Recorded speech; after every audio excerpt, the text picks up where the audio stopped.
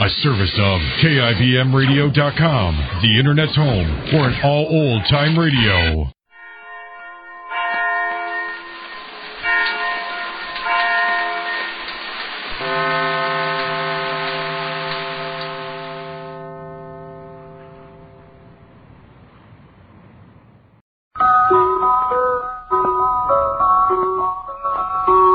Pepsi-Cola, P-E-P-S-I. That's your smartest cola buy.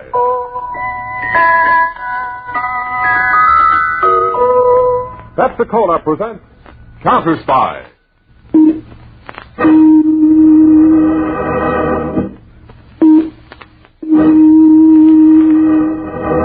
Washington calling David Harding, Counterspy.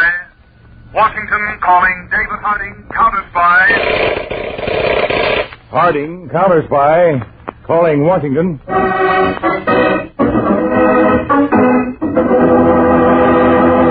United States Counterspy, especially appointed to investigate and combat the enemies of our country, both at home and abroad.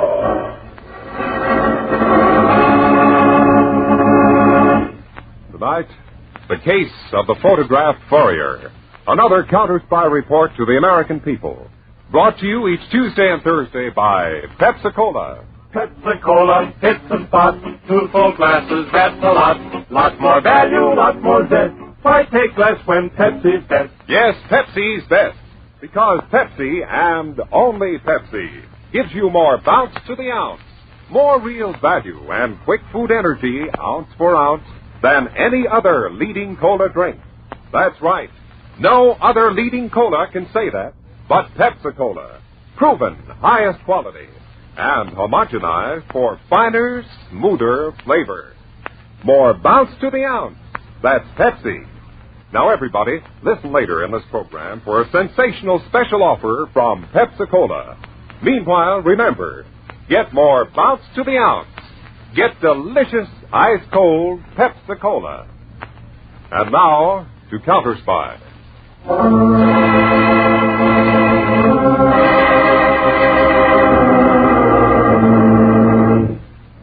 2 a.m.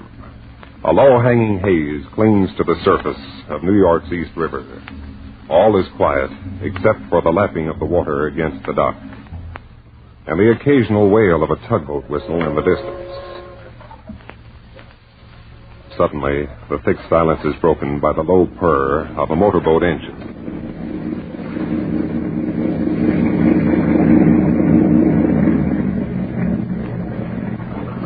You see the pier number yet, Joe? Not yet, Bugs. Keep her turning over. Right.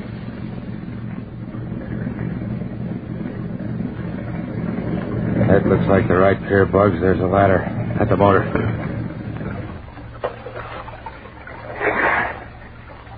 Stay with the tiller. We got enough speed to drift into position. Okay.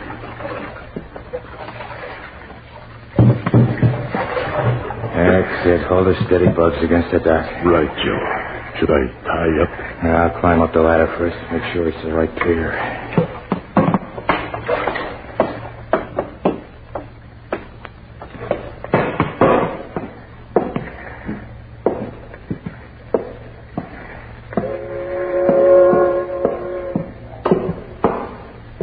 This is it, Bugs. Tie up and come up. Right away.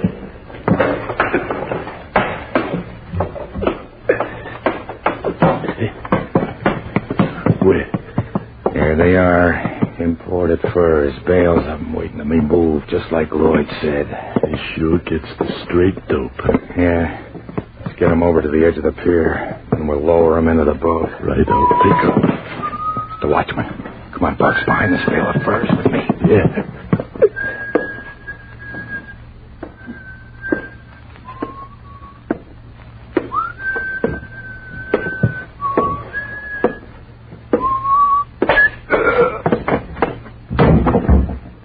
Drink with him, Joe. Now, let him lay. We'll keep an eye on him. I'll give him one more with my foot to make sure he sleeps solid. That's enough, Bugs. Let's get to work. There's $60,000 worth of furs on this dock, and Lloyd don't want us to miss a dime's worth.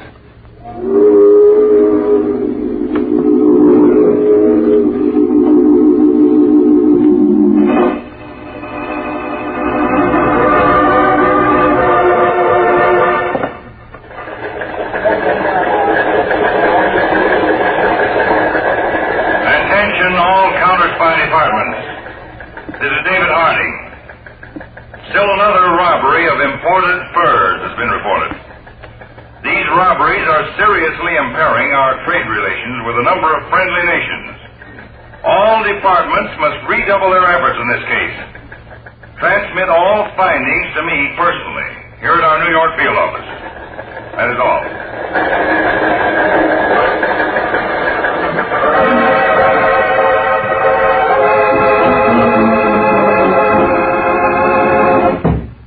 Harding, that lead on the Bonner Fur Finishing Company. Good. Looks it. They finish the furs for a very smart New York fur salon, Lloyd's at Park Avenue. And the samples we bought there check with the laboratory reports on the stolen furs. You got a tail on Lloyd? We can pick him up now if we want to. No, Peters. We've got to make a thorough cleanup in this case. The crooks, the sellers, and the buyers. A lot of money involved, Dave? Well, not only the money, Peters, our trade relations with friendly countries. These robberies are leading to ill feeling and international lawsuits. That's why I want to wash this up once and for all, so there'll be no hangover. I see.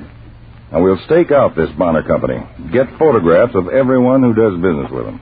We'll have agents with our new miniature cameras cover the place like a blanket. The company's building is located in the suburbs of New York City. You want to look it over yourself and plan the stakeout? Yes.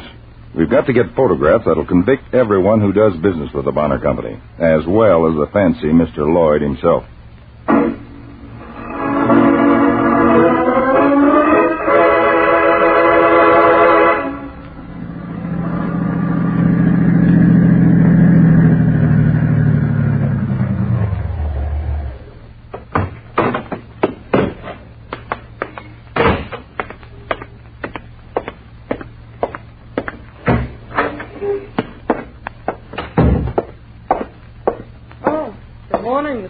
Good morning, Adele. Joseph's expecting me. We both are.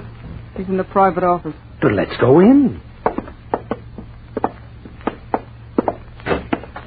Joe, he's here. Huh? Oh. Hello, Mr. Lloyd. Hello, Joseph. It's the newest fad up on Park Avenue these days, sporting a cane. Does it annoy you? Yeah, makes me happy. Did you get rid of the furs from that pier job? Naturally. For how much? $60,000?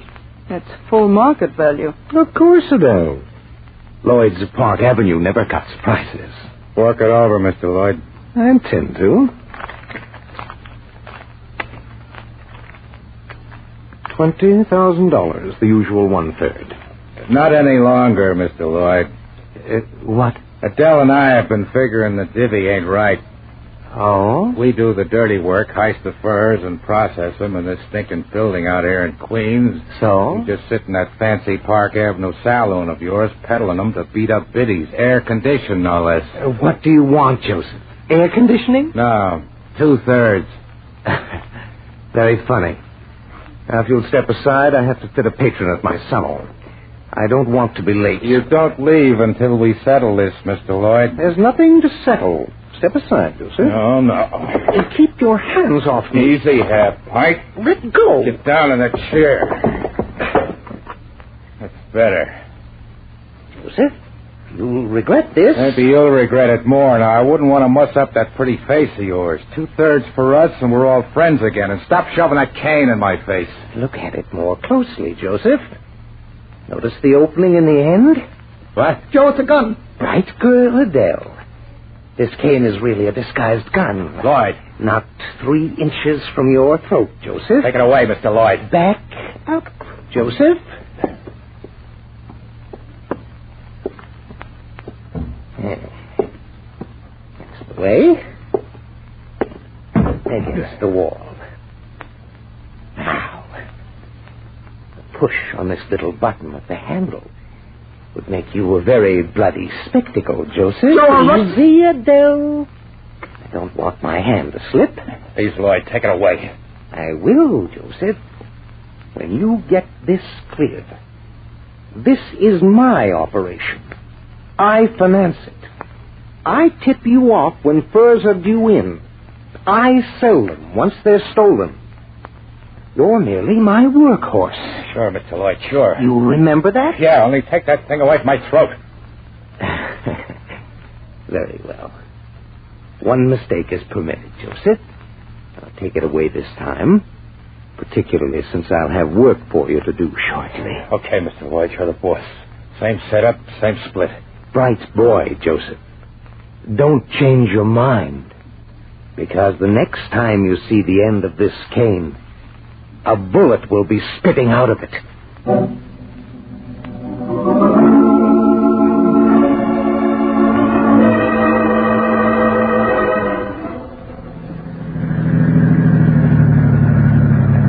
Looks bad, Dave.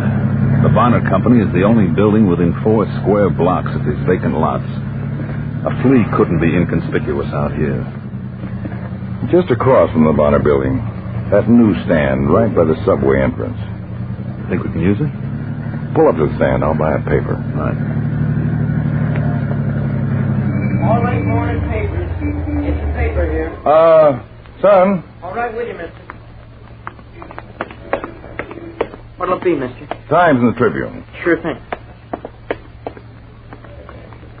Dave, maybe we could set an agent to take over this stand. Might make these fur thieves suspicious. Chance. Here you are, mister. Times and Tribune. Thanks.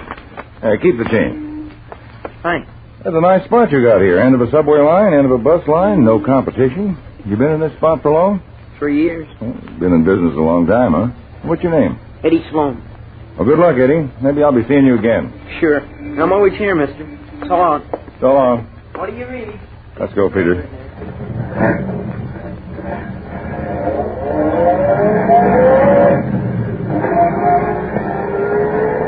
What are you thinking about, Dave? Using the kid? Yes. From his stand, he could snap anyone who walked in or out of that building. Looks like our best bet. He could operate the new camera all right. It's simple enough. That's the way I feel. Find out where he lives, his family, all about him. Then bring him in the office tomorrow. If he's as bright and as able as he seems, we'll add a slightly underage counterspy to our staff.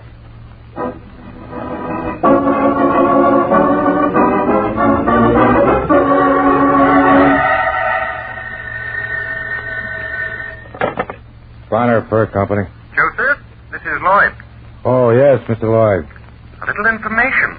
More furs coming in? Yes. The Bay Trading Company has a carload of furs on the way.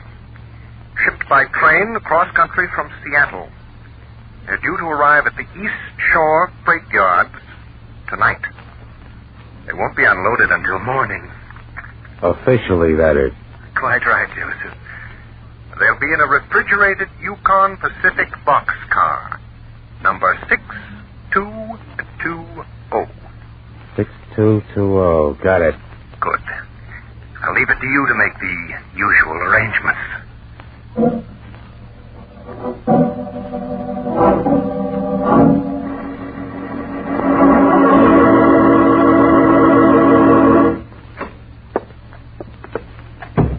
Eddie, this is Mr. Harding. David Harding? That's right, Eddie. Oh, then, Mr. Peters, you weren't conning me and my uncle. You really are counterspies. I wasn't conning you, Eddie. Gosh. Sit down, Eddie. Well, yeah, sure. Peters, have you told Eddie and his uncle what we wanted him for? Just a little. Eddie's uncle says the decision is up to Eddie, as long as it's safe. That's fair enough. Eddie, what do you know about the counterspy? Gosh, everything. Everything. I mean, everything that's been on the radio or in the papers. I follow every case you're on. Oh, that's flattering. Very. Oh, that last case with the hijackers and those cameras. I followed it all. Well, I'm glad you did, Eddie. Would you like to see the new cameras we use? You bet. Peters, there's some cameras and packages of film in that cabinet. Right away.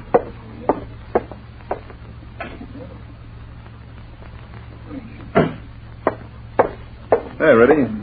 Take a look at it. Boy, it's keen. You could take pictures without hardly anybody knowing you were taking them. Well, that's just what it was designed for, Eddie. In fact, that's what we'd like you to do. Me? Yes, Eddie. Gosh, me helping the counterspies. What do you want me to do, Mr. Well, Harding? not so fast, Eddie. I want to make sure you understand this might be a little dangerous. I ain't afraid. Well, you should be, Eddie. It's always good to be afraid. Then you'll be careful. Oh. Now that we've slowed down, we'll go into the details.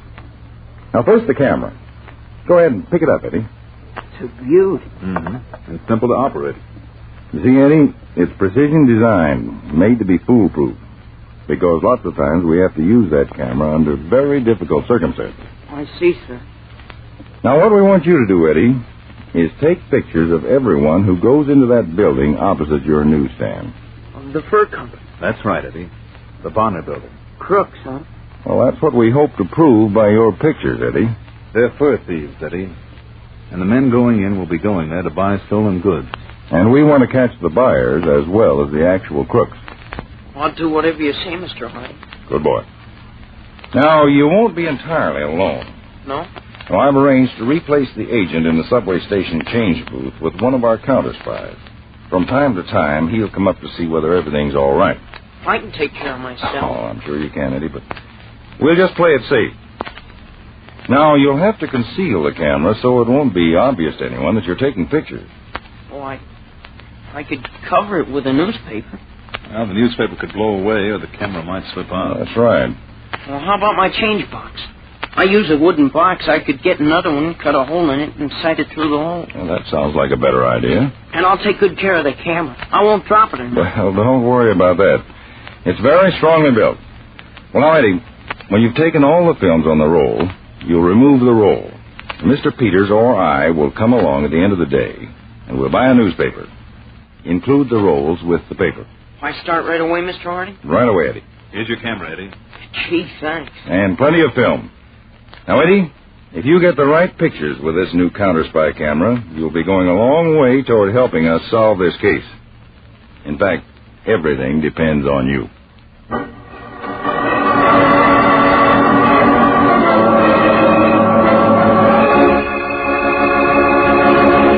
Now, everybody listen for the amazing Pepsi-Cola offer mentioned earlier in this program. For a few days only, you can actually get a genuine, instant-action Counterspy candid type camera.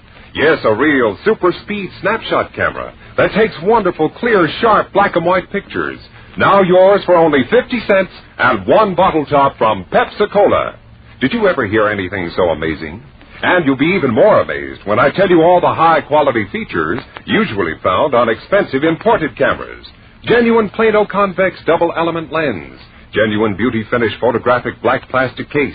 16 pictures, not just 8, on every reel of film. And mind you, that's standard size film that you can get at your nearby camera store. Takes pictures 1 1/4 inches by 1 5/8 inches. So clear, you can actually have them enlarged. Instant eye-level viewfinder that shows exactly the picture you're taking. Instantaneous 1/25th of a second speed shutter. Fixed, sure focus that needs no adjustment. Just the thing to take to the beach with a carton of Pepsi-Cola. In fact, this is such a wonderful camera, it's guaranteed for 1 year against mechanical defects. It's selling in stores right now for much more, but listen, here's all you do. Send only 50 cents in coin with your name and address and only one Pepsi-Cola bottle top to Counterspy Headquarters, Box 12, New York 8, New York. Now, please print your name and address clearly, and be sure to enclose 50 cents. Your Counterspy Candid-style camera will be sent post-paid, but don't delay. This offer must be limited. Send for your camera now. Remember, I'll repeat that address later. And now, back to Counterspy.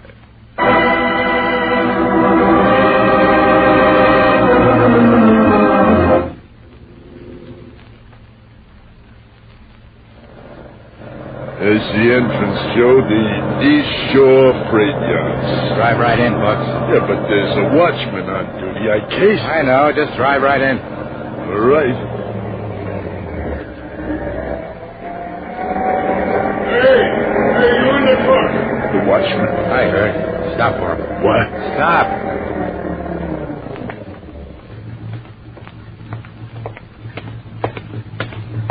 Now, just where do you fellas think you're going? You the yard watchman? That's right. You're the guy I want to see. I'm from Bay Trading Company. Here's my loading bill.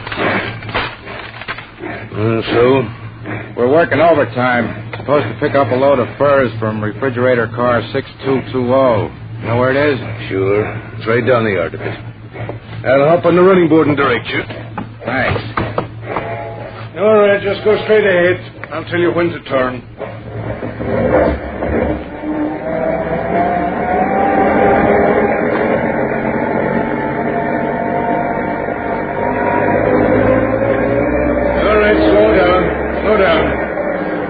right across the tracks ahead.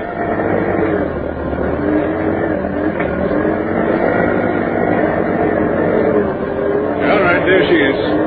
6220. You can back right up to the doors. Thanks, Pop.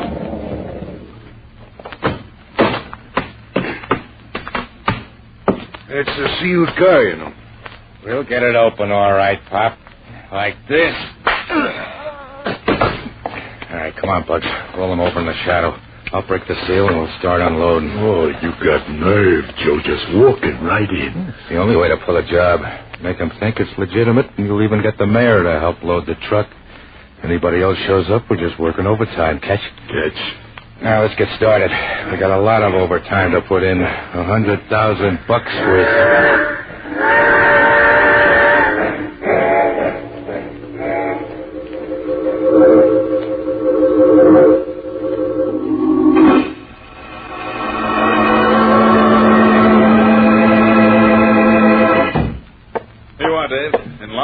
Pictures Eddie took yesterday. Those cameras do a wonderful job. Yes, Peters. And Eddie's no expert. But still, these photographs show every detail. Mm-hmm. You know, anybody can work these cameras. There are 32 photographs. We've identified 24 of the men as supposedly legitimate fur dealers. Well, we'll investigate and put agents on them. Tell the agents to stand by for a pickup order. Right, Chief. A couple of more days of Eddie's camera work, and we'll be ready to round up everyone who's had dealings with this mob.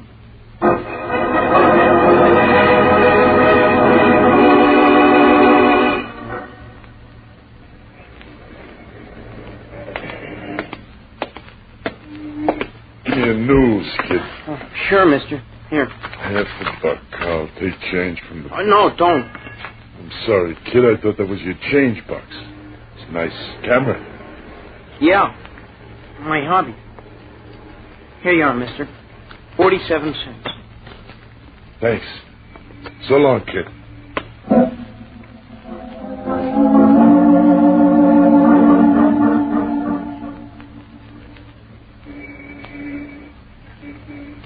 Another guy. Got it. Now this guy. You take a lot of pictures, kid. Huh? I've been watching you for the past 10 minutes. What's the idea? What do you mean? Taking pictures of everyone who goes into the fur company. Who says I did? Don't get wise, kid. I told you this camera's my hobby. Get easy, kid, or I'll break it. Go on, get going. You got some talking to do.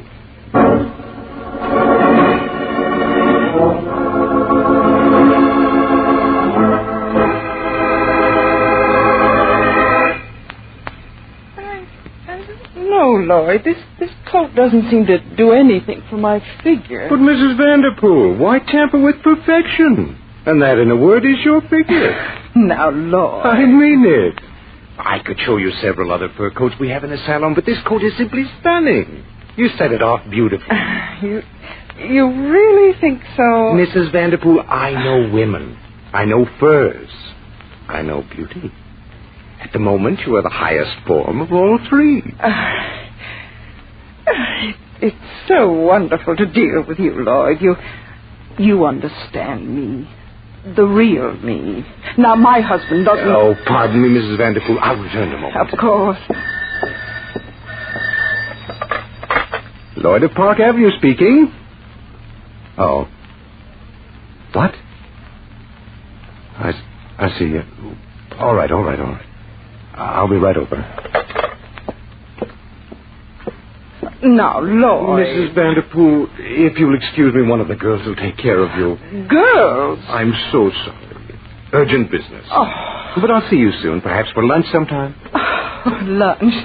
That would be splendid. I sure it would. Till then, Mrs. Vanderpool, au revoir.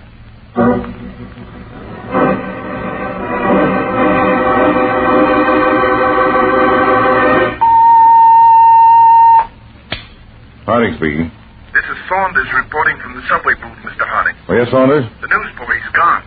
What? Yes, Mr. Harding. I was delayed on my half-an-hour check. People want to change. It's been 45 minutes since I last saw the boy. 45 minutes. Saunders, I told you... Oh, Mr. Harding... Look, never mind. Stay there on duty. Peter, did you get that about Eddie Sloan? Yes, Alert the raiding squad. We've got to move in on that fur company right away. Before, it was a question of chiseling crooks and tax evaders, but now it's a boy's life. I wouldn't risk that for all the crooks in creation. Get the squad moving, fast.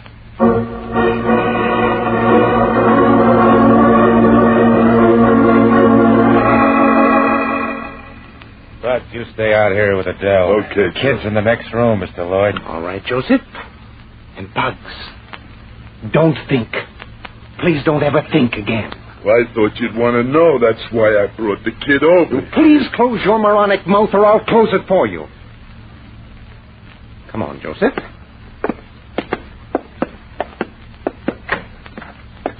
Hey, what you got there, Pete? I got a newsstand to take care of. This is the little beast, eh, Joseph? Yeah. Who are you? I'll ask the questions. Why were you taking pictures of this establishment? It's a hobby. Don't be insolent, you little brat. Can't talk to me like that. I'll do much worse if you don't answer my questions promptly and truthfully. I know what you're all excited about. Guy takes pictures and you think it was robbing a bank. Any particular reason for that reference to robbery? What? Listen, you little devil. Obviously, someone put you up to taking pictures. I wish to know who. I told you, it's my own hobby. Joseph, grab that brat's shoulders. Okay, Mr. Lloyd. Hey, cut it out. Turn him over that chair. See if a little caning will loosen his tongue. Let me go.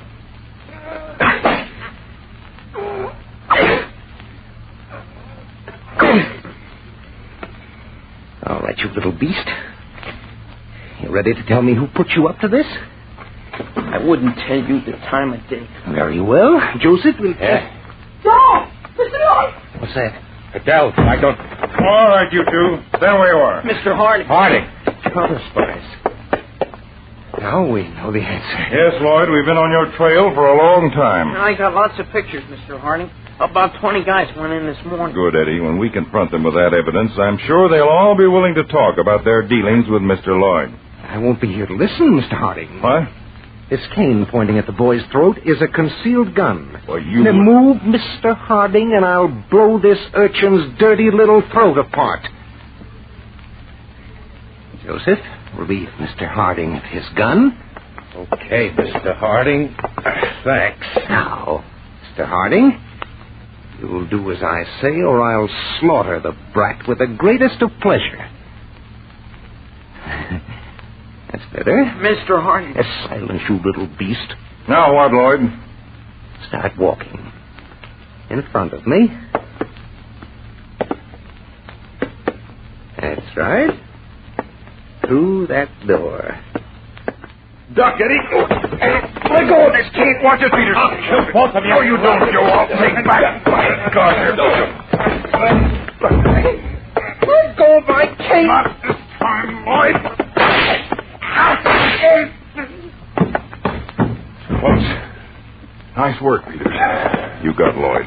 Couldn't shoot before, Dave. They might have gotten Eddie. Stood by the door and grabbed the cane gun when he came out. I'm one guy who's glad you did. And so am I, Peter. Come on, Eddie, let's go. We'll take Joe and Adele along. And don't forget that camera, Eddie. Those pictures are going to help increase our prison population.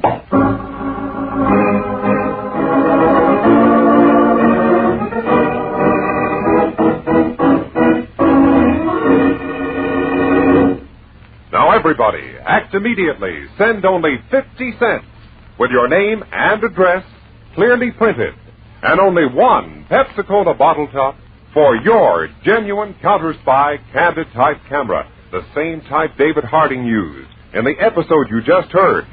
Send to Counterspy Headquarters, Box 12, New York 8, New York.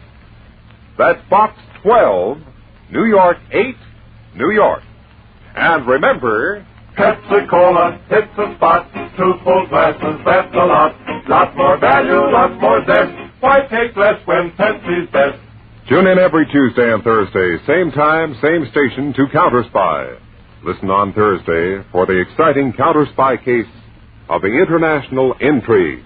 A case involving such elements as a hidden chateau in the mountains, an X-ray picture of special teeth, and a scientist who died and came to life. Your counterspies will never forget this attempt on one of our most precious security secrets. Be sure to be listening Thursday, day after tomorrow, for Case of the International Intrigue on Counterspy.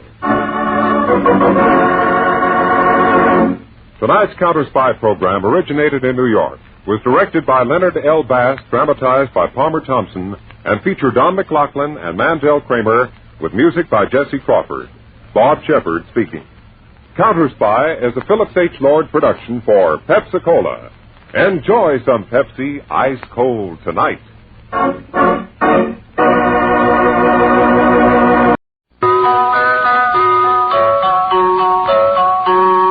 Pepsi-Cola, P-E-P-S-I. That's your smartest cola buy.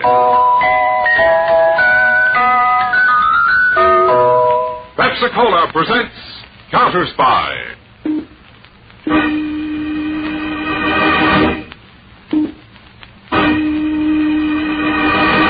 Washington calling David Harding, Counterspy.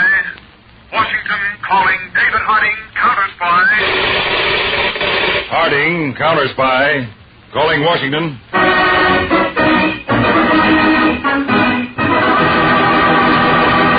United States Counterspies, especially appointed to investigate and combat the enemies of our country, both at home and abroad.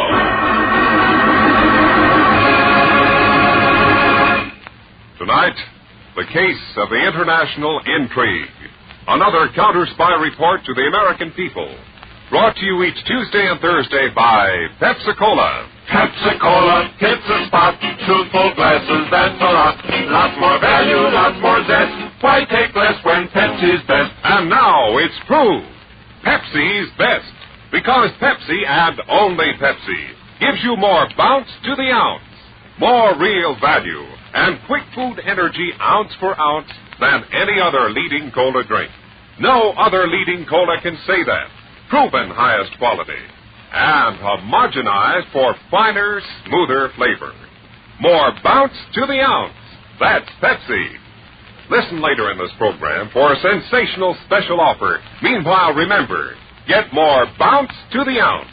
Get delicious ice-cold Pepsi-Cola. And now, to Counterspy.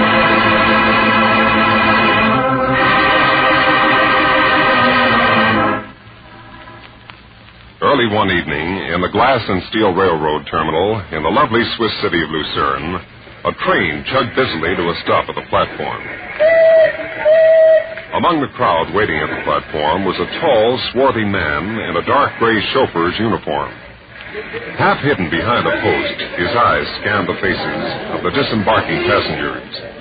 As a dignified gray-haired man stepped from the train, the chauffeur smoothed down his uniform and approached the gray-haired man deferentially. Dr. Brewster, the American scientist? Yes? The car you ordered is over here, sir. Just a few steps. Good, good. Tell me, this cottage up the valley I'm going to, is it quiet, secluded, well hidden? Oh, yes, Dr. Brewster. Once you are there, you will believe yourself to be in another world.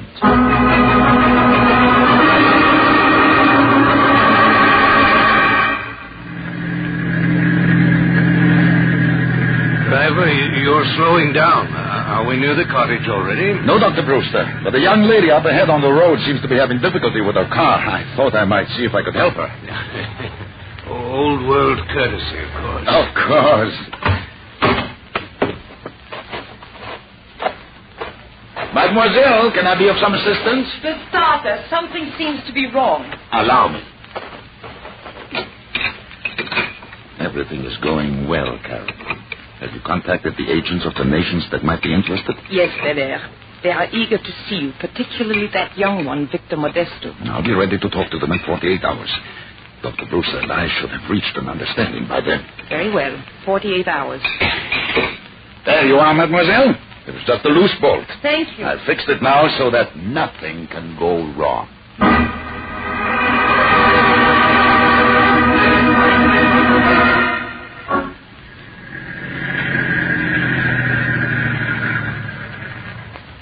Karen, as many times as I've been here, I never cease being amazed. Really, Victor? To think that this chateau, the most impressive in all Lucerne, in all Switzerland, belongs to such a scoundrel as Belair. If you feel that way, why do business with him? Unfortunately, my profession compels me to deal with swine. Such as I? You are the exception, Karen. Not be too sure, Victor. Shall we go in?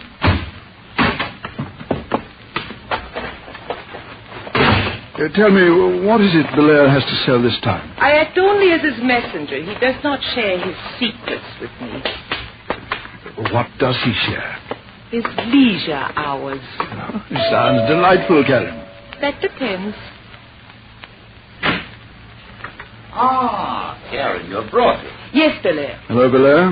So formal, Victor. We know each other better than that. I'm afraid we do. Karen. Yes, Belair? They are performing a particularly fine ballet at the Opera House tonight. I thought we might go there and follow it with a late supper and a little gambling at the casino. As you wish. Then, hadn't you better return to your hotel so you can change and perform whatever mysterious rites you must to keep yourself so attractive? Oh, of course. Goodbye, Monsieur Modesto. I may see you at the casino later, Karen. Come, Victor, my study. It is the only place in this chateau I permit business to be transacted. A moment. I close the doors. Drink, Victor? Brandy? Aquavit? Vodka? Or did you pick up a taste for scotch during your years as diplomatic attaché in the United States? I never drink while on duty, Belair. You've something to sell. What is it? That is why I'm so fond of you, Victor. So correct and so direct. Why did such a prim young man as you ever enter his country's espionage service? For a reason you would not understand, Belair.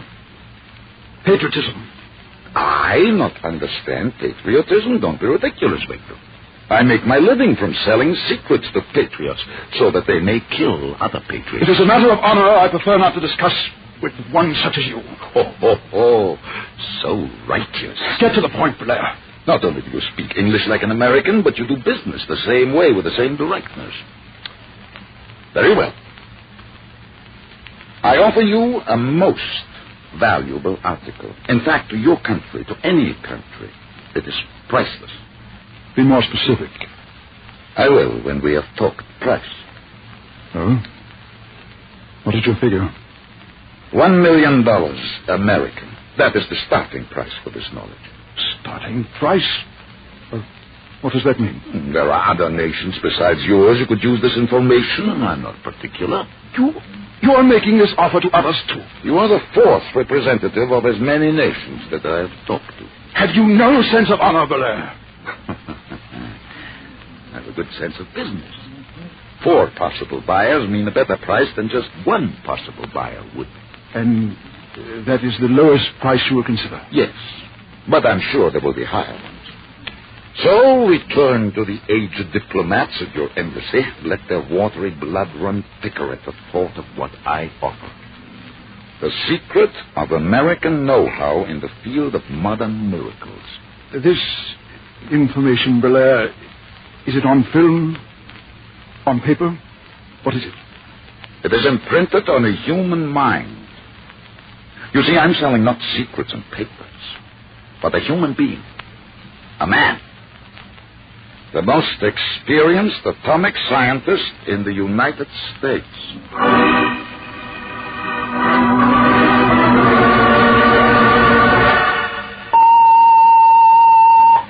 Clear Channel 12. Clear Channel 12. Channel 12 clear. Use. Counterspy Headquarters, Washington. Flaherty, Chief of Communications speaking. Code 72 revised. Code 72 revised. Are you ready, Code Division? Go ahead, Flaherty. Go ahead, QA. To David Harding, Chief of Counterspies from Archer Codes Division. Here follows decoded message from Switzerland, Q8. Man named Belair, leading espionage operator living in Switzerland, claims to hold American scientist informed all phases of American atomic progress. Belair, acting as agent for scientists to sell his services and knowledge to highest bidder among spy services here. End of message. Thank you, Archer. Dave, that message means big trouble. Maybe, Peter. Maybe, with someone selling us out on our atomic secrets? If they fell into the wrong hands. As long as they're secret, anyone's hands are the wrong hands. Who could that scientist be? I have no idea. But I think this is important enough for you and me to move to the actual point of operation. Switzerland? Call the airfield, Peters, and have our C-54 made ready for transatlantic flight. And take care of all the necessary clearance routine. Right, Peter. Not so fast, Peter. Oh? Sorry. We'll be operating in alien territory without our usual facilities. You better have one of our portable laboratories transferred to the plane. Flying lab. Good idea. Now you can put on speed, Peter. Right, I'll call you as soon as everything's set. If I'm not here, try the communication room. I want to get right to the business of ferreting out the identity of that scientist in Switzerland.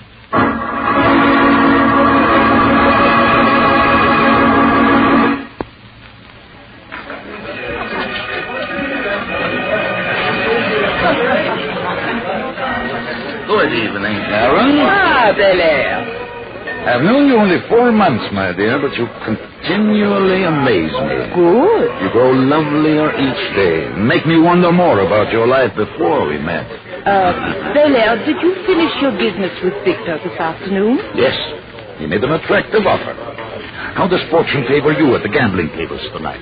She smiles pleasingly since I have adopted this charming gentleman as a lucky piece. Oh? Belair, let me present Monsieur Fulda. Fulda? I've heard that name, monsieur. And I the name of Belair.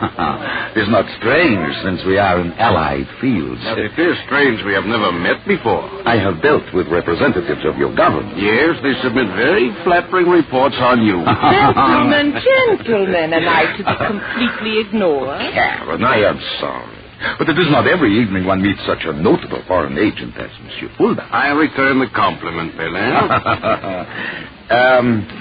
You'll be here in Lucerne for some time, Fulda? Quite some time. Lisbon, where I've been until now, is not quite the beehive of information it once was. You may find Lucerne has taken its place. Gentlemen, this was to be an evening of pleasure. I am sorry, my dear. I apologize, too, Karen. However, if Belair has something of interest to me, perhaps we can arrange an appointment. I was just going to suggest that. You will bring your credentials? Naturally. Then come to my chateau tomorrow at 4. Where is your chateau, Belair? I will send Karen for my good fortune continues. And I have stopped with all this talk. Can we return to the table? With pleasure, my dear. Some success at gambling might well be a forecast of larger stakes yet to be won.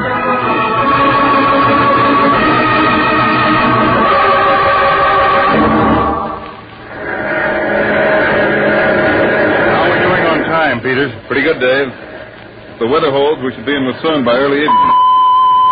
Conway in Washington to C-54H. Conway to C-54H. Yes, I'll take it. C-54H to Washington, receiving clear. Go ahead, Conway. We've checked passport records, Mr. Harding. 5 atomic scientists and European travel permits. What countries are they in now? Sweden, France, Switzerland, and Italy.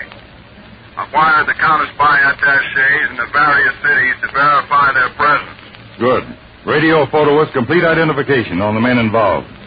That's all. Peter, let's see if we can raise Agent Q8 in Switzerland on the code transmitter so our arrival won't be too unexpected. We may get more news of the man Belair.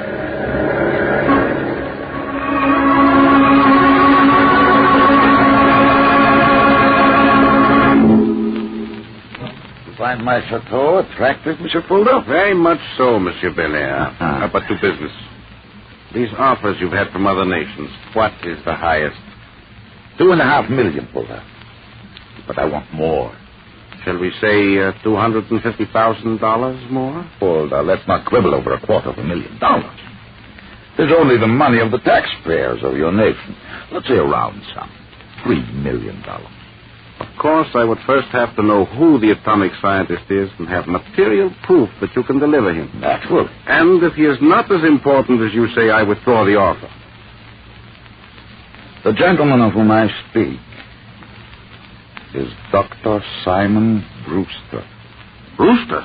In some respects, the foremost atomic research physicist in all America. It's incredible. It's unbelievable. Oh, why should Dr. Brewster betray his country? Men betray only institutions that have been unjust to them. Dr. Brewster feels the injustice of the rewards he received from the United States. And have you material proof I can submit to my government? You shall see him this evening. From a distance.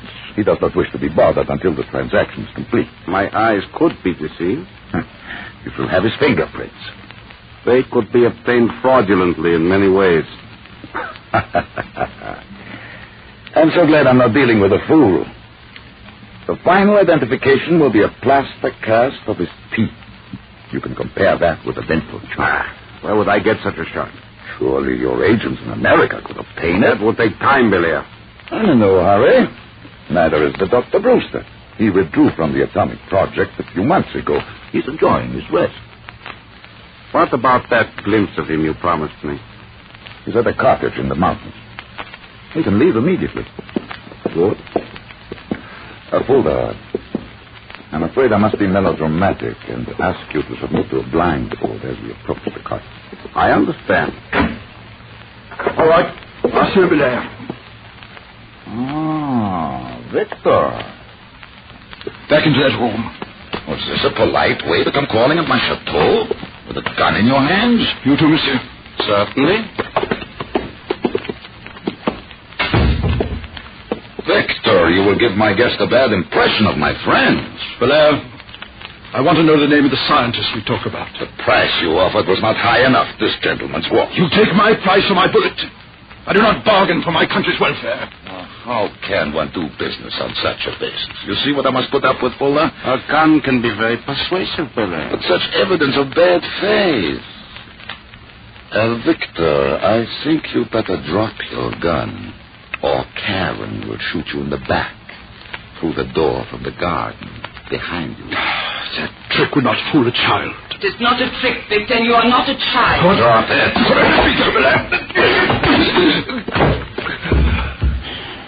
You see, Fuller? These patriotic fools. Always violence. I say something else, too. Mademoiselle Karen is much more than decorative. Much more. Shall we go? What about Victor? When he regains consciousness, Karen, slap him on the wrist and send him on his way. He will undoubtedly kill himself for failing in his duty to his country, unless he has more sense than I give him credit for. Once again, Fuller. Shall we go?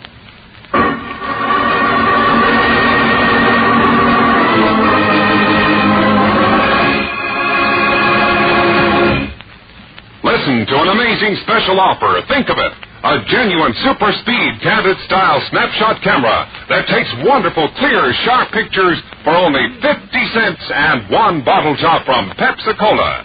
Did you ever hear anything so amazing? Here's what a high-quality camera it is.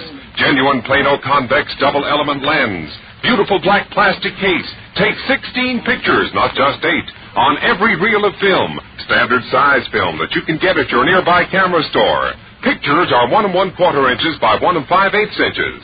So clear you can have them enlarged. Instant eye-level viewfinder. Instantaneous 1/25th of a second speed shutter. Needs no adjustment.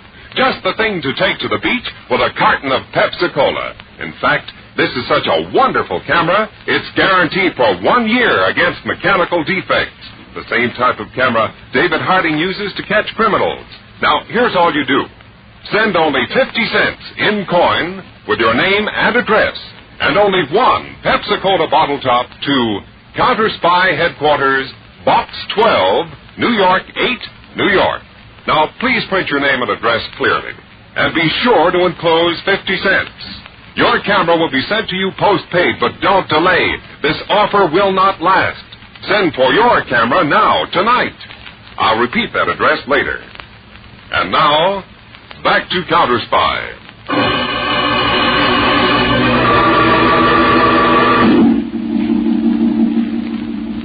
On a small side street in Lucerne, Switzerland, Counterspy Harry Peters stops at the doorway of a watchmaker's shop. He looks at the window display briefly, glances up and down the street, and then, certain that no one has followed him, he enters the shop.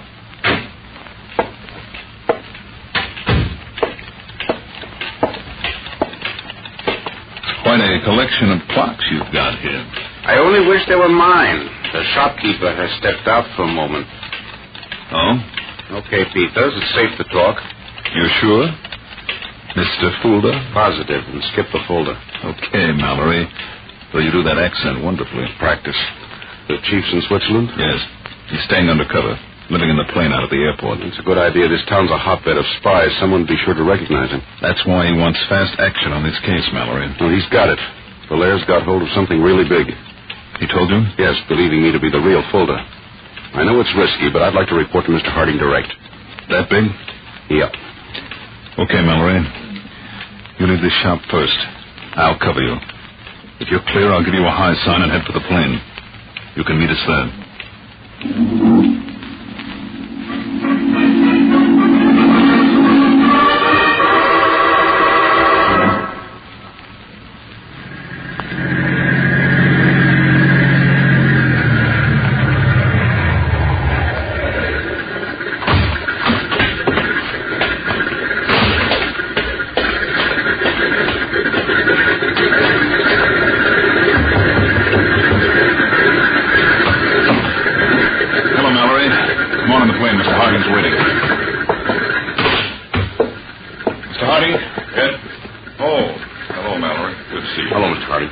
Says you're getting action. Too much.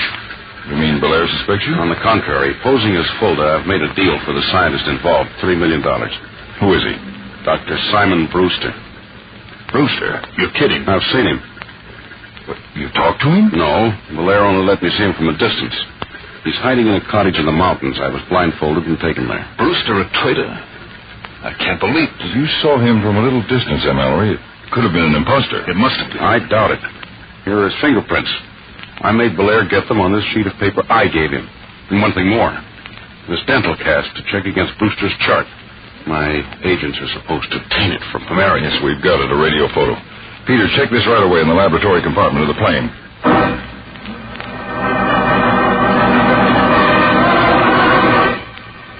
Well, Peter? No doubt about it, Dave. The prints and the dental chart check exactly. Then it is Brewster. What do we do now? Well, there's one point in our favor. Brewster's been off the project for quite a while now, and a lot of new progress has been made. But still, I'd rather gamble $3 million than the atomic information Brewster does have. I might be able to locate that cottage, Mr. Harding. No, Mallory, that's too much of a chance to take. No, instead, contact Belair again tomorrow. Make final arrangements to complete the deal. I'll see that the money's transmitted to you from our export bank.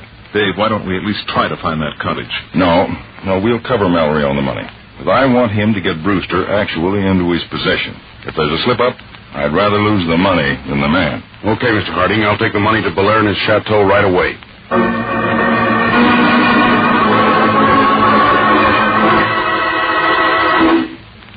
Well, Belair, is my part of the bargain satisfactory? Perfectly, Fuller. I have not realized how big a package the money would make, even in large denominations. And now, Dr. Brewster. Of course. I have him right here for you. Come.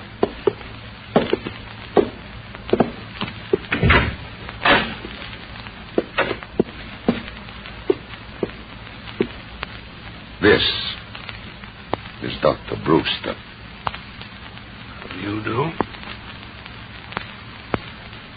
Shall we go, Dr. Brewster? Yes. A drink first, gentlemen, to celebrate the most profitable transaction for all. Not that. I insist. Very well. To your health, Fulda. Thank you. And yours too, Dr. Brewster. Thank you. Fulda. Yes? I am Dr. Brewster's banker.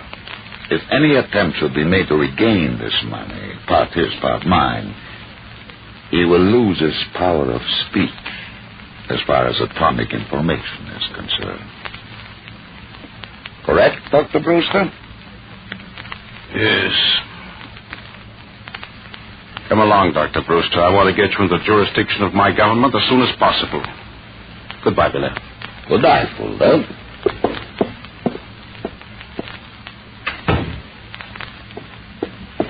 Karen! Quickly, you must move fast. We're going to take a vacation. A very long one. Worth $3 million.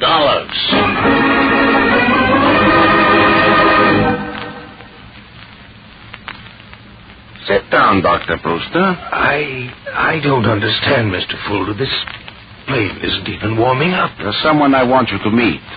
All right, Chief. Hello, Dr. Brewster. Hello. Don't tell me you've forgotten me. Why, no, you're... What's the matter? Hold it now. What's the Sam Hill? His pulse, Mallory. Feel it. Right. He's dead. What's the matter, Dave? I heard a scuffle. Brewster's dead of a heart seizure, Peters. Brewster? I wouldn't bet on that. What? This man is not Dr. Simon Brewster. Look at him closely. The features are generally the same, but here, along the chin and the side of the nose. Faint scar tissue. See? Plastic surgery. An imposter, as we thought. But the fingerprints, the dental chart, you checked them. They were Brewster's. What's happened to him? I'm afraid of the answer to that question. We can get it out of Belair. I think you're right, Peters. It's time we came out in the open. Mallory, you'll come with me to Belair Chateau. Right. Peters? Yes? We'll take the pilot and the co-pilot along for additional support. You'll cover us from outside. Let's get going.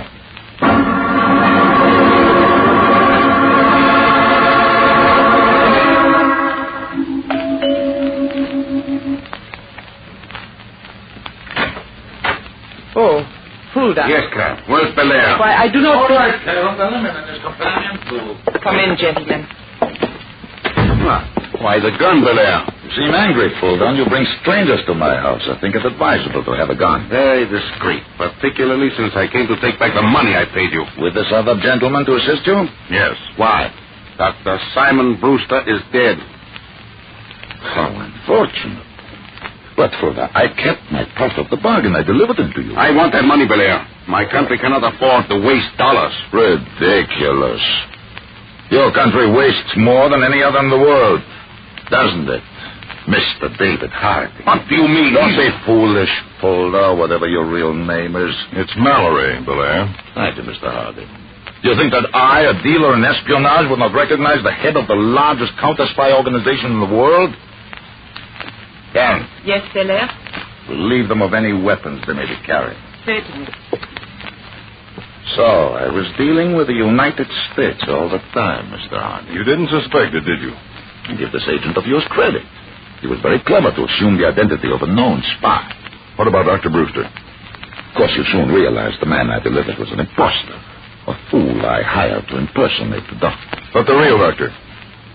Like the fake one. He's dead, too. Can you prove that, Belair? That's how I got his dental cast and fingerprints. I thought I could persuade him to talk.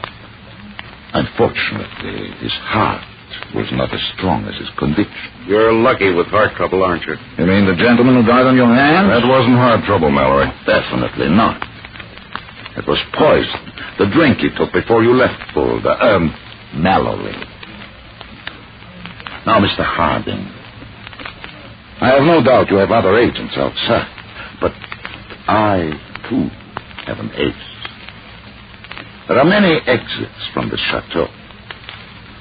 I shall leave by one and leave you two here, dead.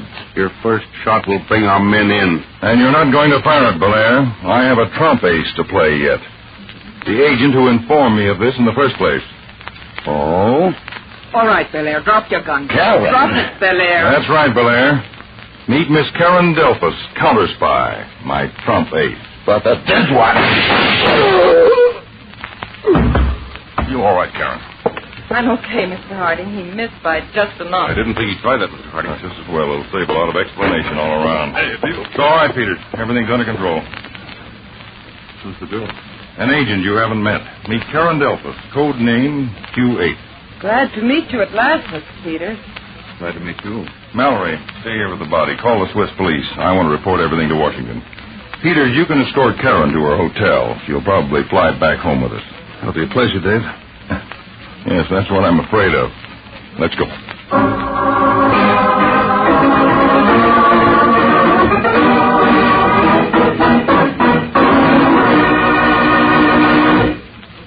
everybody, act immediately. Send only 50 cents with your name and address clearly printed and only one Pepsi-Cola bottle top for a genuine Candid-style camera. Send to Counterspy Headquarters, Box 12, New York 8, New York. And remember, Pepsi-Cola, kits and pops, truthful glasses, that's a lot. Lot more value, lot more zest. Why take less when Pepsi's best? Tune in every Tuesday and Thursday, same time, same station to Counterspy. Listen next Tuesday for the exciting Counterspy case of the beefy buyer. Millions in merchandise vanished into thin air. A master criminal with one tiny failing, and a weakling who turned strong in the face of death.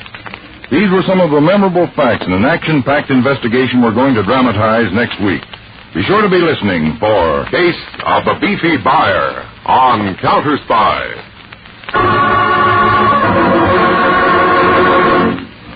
Tonight's Counterspy program originated in New York, was directed by Mark P. Loeb, dramatized by Palmer Thompson, and featured Don McLaughlin and Mandel Kramer, with music by Jesse Crawford. Bob Shepard speaking. Counterspy is a Phillips H. Lord production for Pepsi-Cola. Enjoy some Pepsi, ice cold tonight.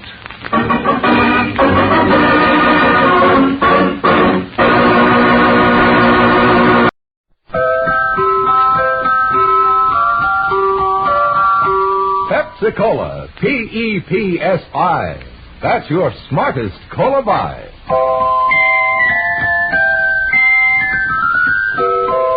Pepsi-Cola presents Counterspy.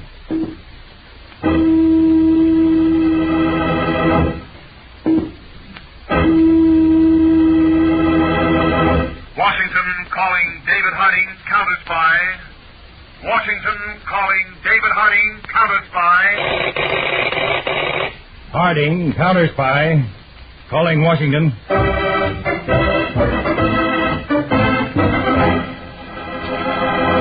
United States Counterspies, especially appointed to investigate and combat the enemies of our country, both at home and abroad.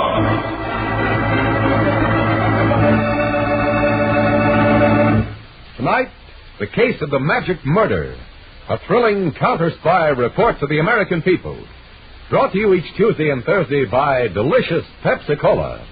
And now, another report to the American people.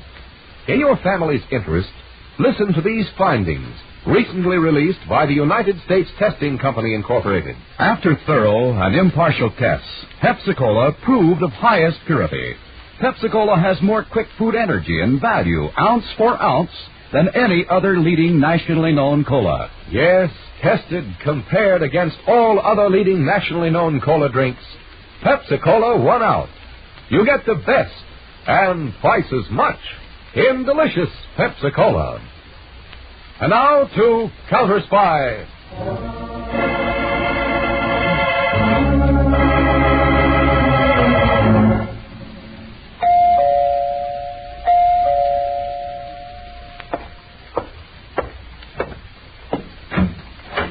Oh, this would be Mr. Peters, would it not? Good evening, Professor Cabarrus. Good evening. I appreciate you seeing me this evening.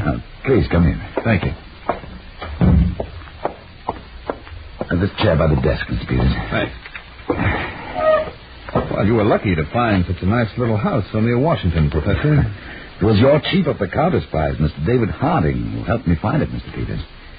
The 3 rooms are sufficient for my personal needs. I have turned the cellar into a fine laboratory for my homework. Of course, you'll be working most of the time at the government laboratories, won't you, sir? Yes.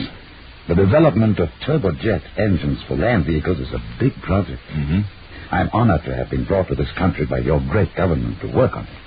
But the possibilities of jet engines for land use are...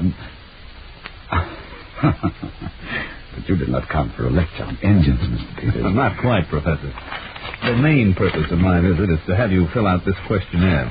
That is what you mentioned on the telephone. Yes. Now, by law, the counterspies are responsible for the safety of distinguished visitors from abroad. The more information we have, the easier our job is. But no one means me any harm, Mr. Peters. We hope not. But in these days, there's no knowing. Oh. Now, will you fill in these blanks?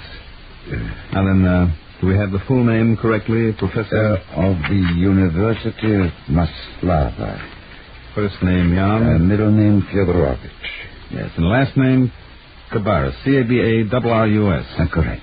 It's an odd name, sir. But common in my part of Europe. Oh? Now, our records already show that you hold 5 degrees. Yes.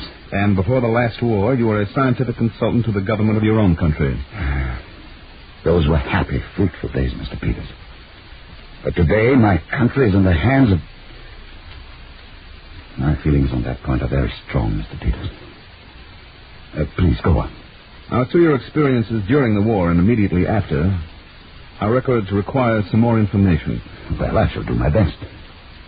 In 1939, when the Germans first...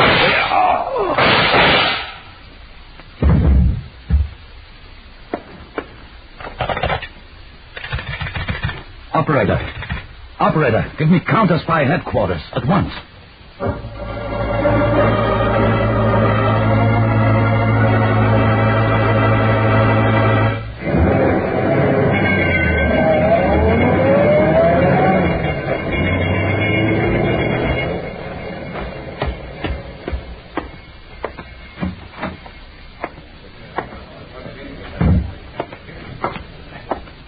Feeling all right now, Professor Cabarrus?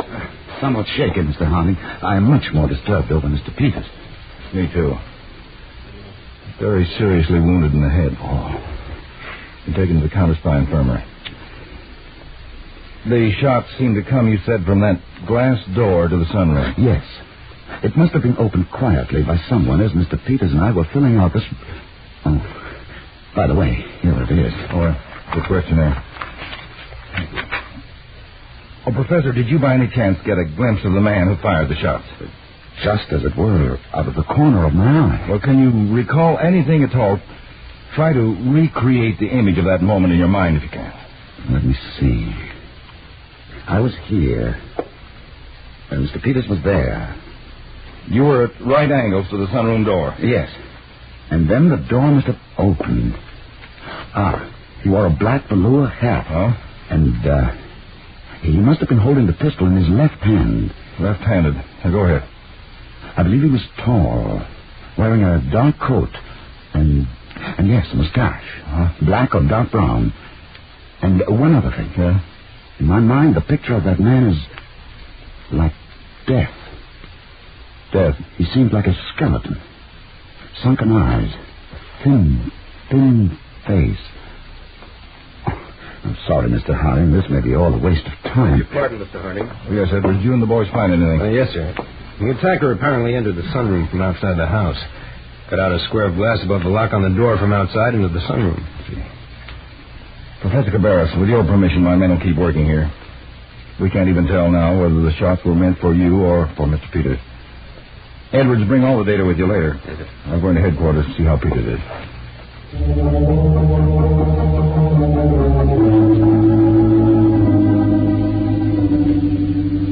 Peters is still on the operating table, Mr. Harding.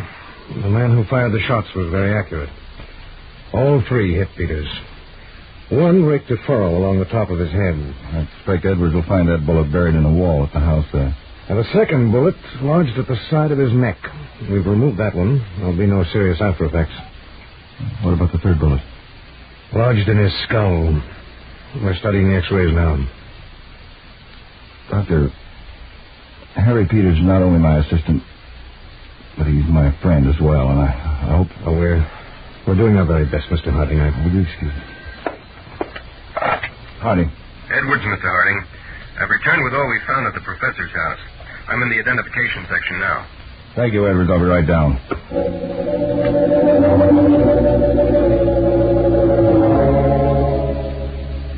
We couldn't find any trace of footprints around the house, Mr. Harding. The grass is all pretty well grown. Well, what about car tracks? Oh, no, sir. Well, then, let's add up what we know about the attacker. Now, that bullet you dug out of the wall. It's a .38 caliber, sir. From an automatic. All right. Man using a .38 caliber automatic. He fired at a distance of about 20 feet. In imperfect light, that suggests he's a good marksman for a gunman. If he was aiming at Peters. And we know he gained entrance to the house at the back through the sunroom by cutting out a square of glass above the door lock. Yeah. I guess then he reached inside and let himself in. This complicates the problem, Edward. It's a burglar's technique. Not often you find a professional gunman who uses burglar techniques, or vice versa. All right, Edwards, let's get to work. Now, if you'll be good enough to handle the loudspeaker system to the floor below there. Identification. This is Edwards with Mr. Harding in the supervisor's booth. We've got an identification job. Electronic classifiers, stand by.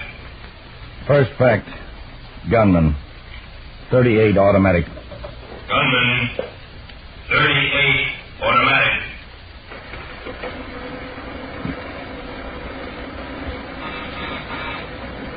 Next.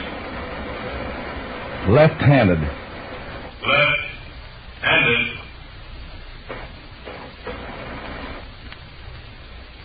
Next.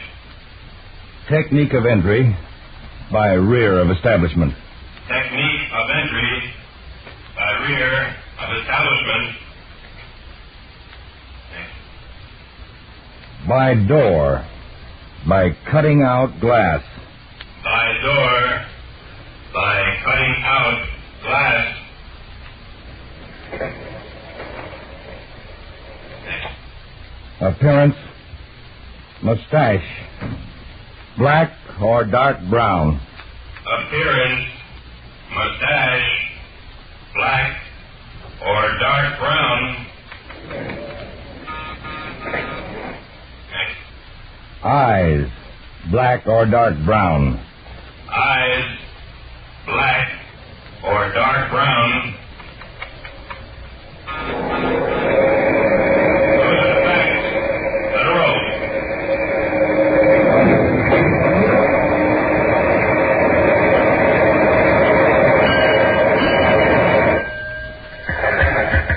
They got something, Edward. Yes, sir. That's coming up here to the booth on the cellar side. There you are, sir. Well. Outside wire, please. This is very strange, Edward.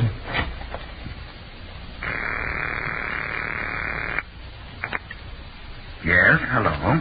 Professor Cabarrus, this is David Harding. Yes, Mr. Harding. We've located the name of a man answering the description you gave us. And so quickly. It's amazing. The name is Bones Cleburne. We can have him in our hands inside of 2 hours. I'm so relieved, Mr. Harding. There's only one difficulty. He was in an automobile accident in Florida. He's been dead for 8 months. Dead? Well, then, I'm afraid my recollection of the attacker's appearance was not accurate enough. How's Mr. Peters?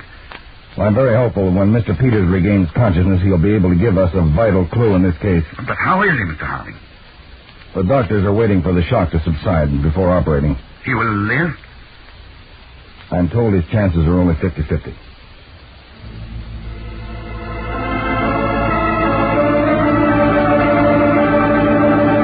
We just don't dare operate, Mr. Harding. We just don't dare. I don't understand, Dr. Dillon. Well, the bullet lodged in the frontal lobe. Probably the frontal gyrus. Just missing the lateral cerebral artery. Oh. Now, the removal would be a most delicate operation. None of us here on the staff knows the technique well enough. Well, who does? Only one man, I'm afraid. A great brain surgeon who just this past year developed a new technique for this type of brain operation. Get him over here, Dr. Dillon. Well, he's Dr. K.T. Holborn of Central Hospital, Colby City. Colby City? That's 1,000 miles away. Well, let's get on the phone. Dr. Peters has got to be saved. Operator, this is Mr. Harding. Yes, Mr. Harding. I'm going to be here on Dr. Dillon's line in the infirmary for some time, and I want you to keep it clear for fast work. Certainly, Mr. Harding.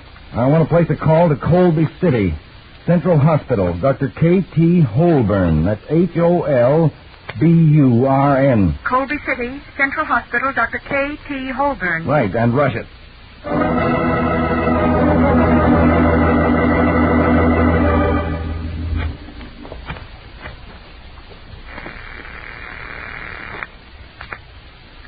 Long distance. Operator, this is Counterspy headquarters. I want Colby City 6700. Colby City 6700. Dr. K.T. Holborn. Dr. K.T. Holborn. What is your number, Fizz? Equator 1000. Will you hold the line, Fizz?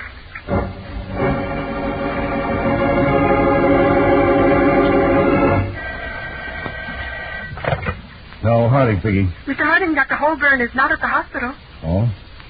Let me speak with the long-distance operator, please. Surely. Hello? Hello, sir. Dr. K.T. Holborn is not at the hospital. Well, does the hospital know where he can be reached? Now, this is vitally important. I am sorry, sir. They say Dr. Holborn's not in Colby City at all. Where is he, then? He's on a medical research trip to South America. South America. Well, do you know where he is right now? According to the schedule, he left with the hospital. He's in Caracas, Venezuela tonight. A 2-hour stopover. Venezuela. Well, how's he traveling? By plane, sir. Commercial Airlines of South America. The Rio de Janeiro flight. Well, thank you very much, operator. Holborn's in Venezuela, Mr. Harding? Well, that's a bad blow to Peter's chances. I'm not giving up yet, Dr. Dillon. Yes, Mr. Harding? I find that Dr. Holborn might be reached in Caracas, Venezuela, at the Commercial Airlines Airport. Rio de Janeiro flight. I've got to do everything possible to reach him. Will you put a call through there, please?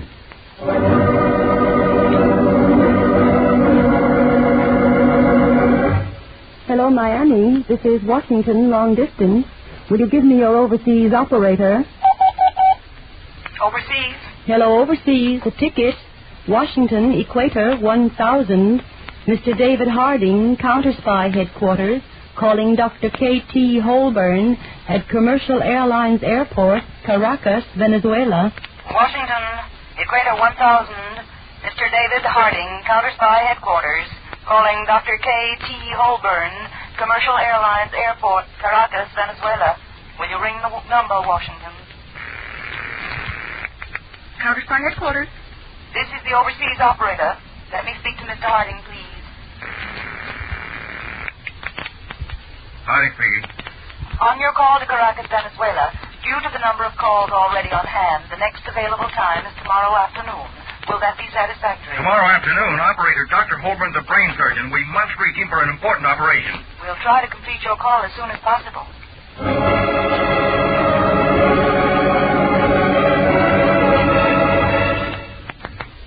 Caracas. Miami, overseas operator. A ticket. A ticket. Washington, D.C. Washington, D.C. Mr. David Harding. Mr. David Harding. Calling Commercial Airlines Airport. Commercial Airlines Airport. Rio de Janeiro flight passengers. Rio de Janeiro flight passengers. Dr. K. for Kenneth, a T for Thomas Holborn. Dr. K.T. Holborn. The call is wanted as soon as possible, Caracas. It's in connection with a surgical operation. We will hurry. The serial number is 14979. Serial 14979.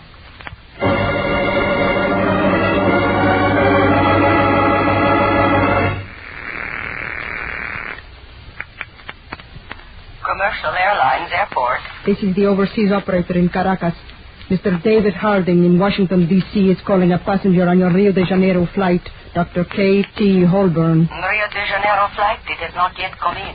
What time is it due? It was delayed over the Caribbean by bad weather.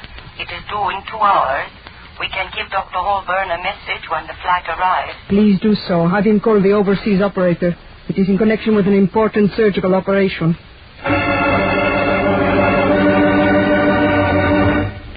2 hours, Mr. Harding, and there's nothing we can do for Peters. There's got to be. Yes, Mr. Harding. Connect me with the airport in Caracas, will you, please? Put the call through no matter what.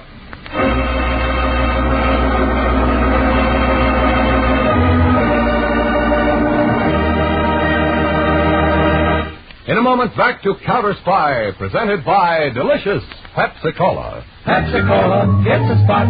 2 full glasses, that's a lot. Twice as much and better, too. Yes, twice as much and better, too. You know Pepsi gives you twice as much. You know Pepsi's better, tastes better. But now I want to make sure you know which cola drink is of proven highest quality. Listen, impartial tests were made comparing all the leading nationally known colas. And here's the news. Delicious Pepsi was rated tops for quick food energy and honest-to-goodness value, ounce for ounce. Yes, more value and quick food energy in every tasty sip of Pepsi. That's why Pepsi's so refreshing. Why you feel so good. Why you're on the beat. Why people call Pepsi their favorite treat.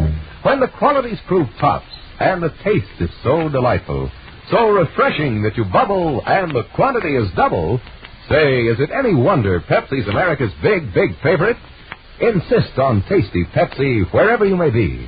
At the fountain, say, Pepsi, please. At the stand, say, Pepsi, please. And at the store, get Pepsi in the money-saving carton of 6 big bottles. How about getting a carton tonight of delicious Pepsi-Cola? Delicious Pepsi-Cola, delicious Pepsi-Cola, delicious Pepsi-Cola, delicious Pepsi-Cola. Now back to Counterspy.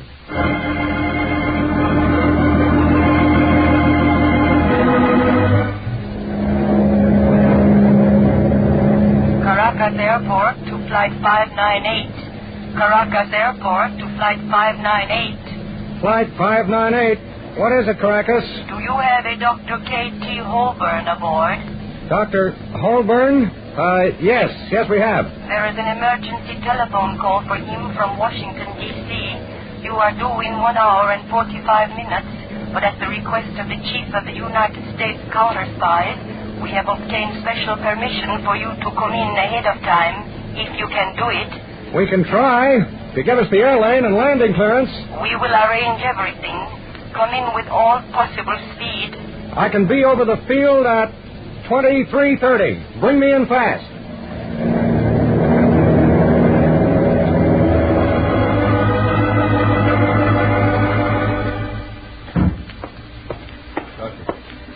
How's Peters? Resting comfortably, but every minute counts.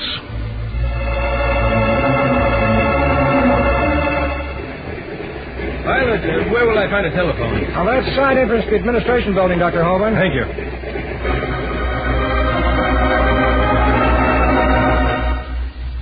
Overseas operator, Caracas. This is Dr. Holborn. I understand you have a call for me. Yes, sir. 1 moment, please.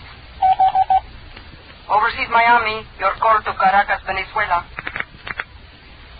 Washington, your call to Caracas. Equator 1000, your call to Venezuela. We are ready.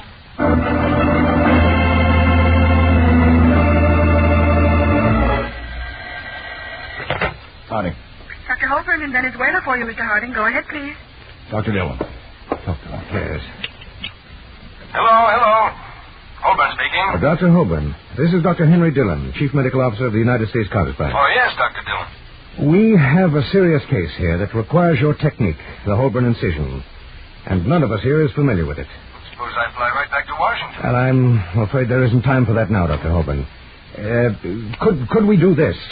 If I acquaint you with the X-rays, could you then direct me in the operation over the phone? We'll have the phone connected right in the operating theater. Ready, Dr. Holborn? Ready, Dr. Dillon.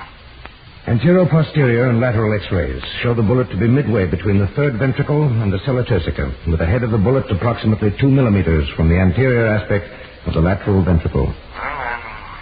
Make your incision starting at a point 35 millimeters from the zygomatic tubercle and 12 millimeters from the Turian suture line, parallel to the superior temporal line and distal to the sphenoidal sinus. And distal to the sphenoidal sinus. Sphenoidal sinus. Lateral X-ray shows the nose of the slug to be 2 millimeters from the anterior aspect of the lateral ventricle. 2 millimeters. Then bring your incision up at a 45-degree angle towards the superior temporal line. Angle of incision. 45 degrees toward the superior temporal line. 45 degrees toward superior temporal line. Right. Next step, Holborn. Make the incision no more than 3 centimeters in length. Incision 3 centimeters. Right. Scalpel? Scalpel. All right, Holborn. I'm making the first incision.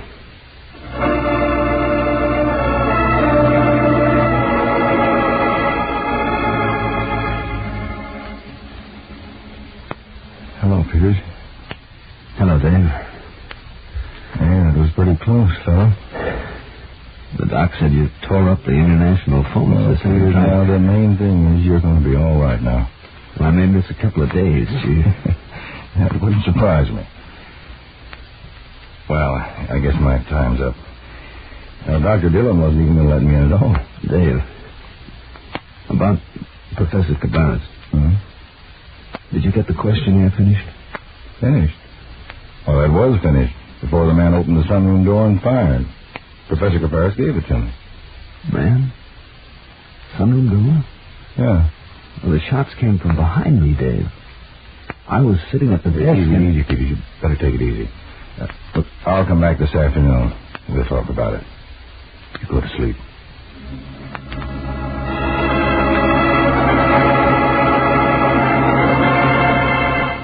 Well, Edwards, Professor Cabarrus isn't here, but we can work anyway. Yes, Mr. Harding. Now, Peter said that he was sitting here at the desk. I faced him right at the sunroom door. Professor Cabarrus said that that's where the attacker appeared. But Peters was looking right at the door and saw no one. And another thing, the 3 bullets that hit Peters hit him in the back of the head. That means then that the bullet came from behind him. Well, there's only the fireplace behind the desk. Just one filing cabinet. Of course, when I spoke to Peters, he was still foggy from the operation and the anesthetic. Look out! Oh. Thanks for knocking me out of the way, Edward. Where'd the shots come from? As I was looking at the filing cabinet, the little metal flap covering the lock on the second drawer moved aside. Behind it, I saw the muzzle of a pistol. Now, let's see. Locked. Hand me that poker from the fireplace. All right. Thanks. We'll pry the drawer open. An automatic. What's that apparatus, Mr. Harding? Looks like a photoelectric cell. Yes, projecting a photoelectric beam across the chair at the desk. To actuate the firing of the automatic. But why didn't it go off the moment you sat down there? I can't tell offhand, but we may find it's a delayed action system taking maybe a minute. Mr. Harding. Oh, hello, Professor Cabarrus. Your man at the front door told me you gentlemen were here. I take it you've discovered, sir. A filing cabinet, Mr. Harding. An ingenious murder scheme to kill Peters while he sat at that desk. To kill Mr. Peters? Then he's dead? Somebody wanted him dead. Dreadful. Who could have used my house to try to murder him? I have only one suspicion, Professor. It was someone who wanted to conceal certain facts about himself. Edwards, that questionnaire, please. Yes, sir. Professor, you told me you and Peters had completed filling this out before the shots were fired, but Peters tells me you'd only reached item 7, just before the questions concerning your activities in Europe during the war. I'm sure Mr. Peters is mistaken, Mr. Harding. No, he's not, because this reveals the motive for the murder attempt. Peters might have asked pointed questions, and they would have shown that during the last war you were not in exile or in the underground, but in the pay of the very people you pretend to despise. Ridiculous, Mr. Harding. Not at all. But this morning I talked to our attachés in your capital, and these answers here are false. You gambled. Nobody would check them. You'd be safe to work on American scientific projects and steal vital information. Edward, search him. Yes, sir. Mr. Harding, I protest. You have every liberty to, in court, because I'm charging you now with the attempted murder of Harry Peters. I'm very happy to say you failed all around.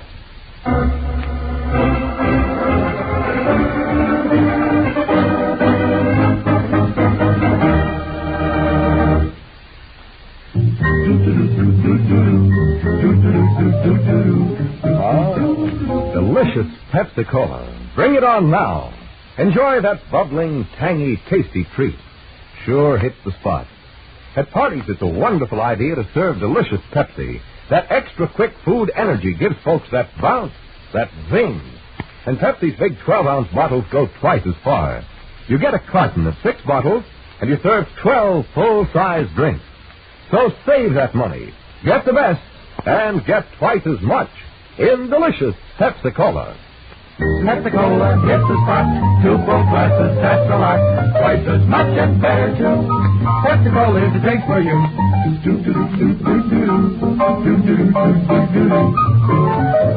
That's it, delicious Pepsi-Cola. Tune in every Tuesday and Thursday, same time, same station, to Counterspy. Listen on Thursday for the exciting Case of the Bootleg Button. High-grade gold, purified in the white heat of flame. A criminal scheme forged in the heat of greed. Yet your counterspies were able to apply the heat of the law to a trio who dealt in death and double-cross. Listen on Thursday to The Case of the Bootleg Button, on Counterspy.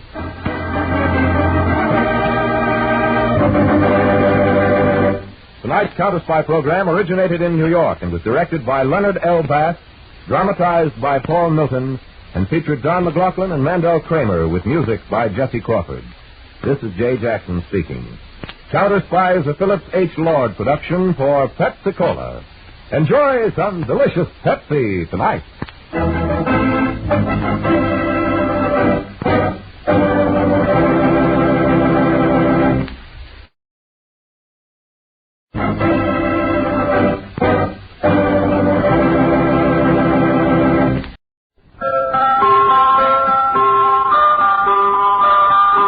Pepsi-Cola, P-E-P-S-I. That's your smartest cola buy. Pepsi-Cola presents Counterspy.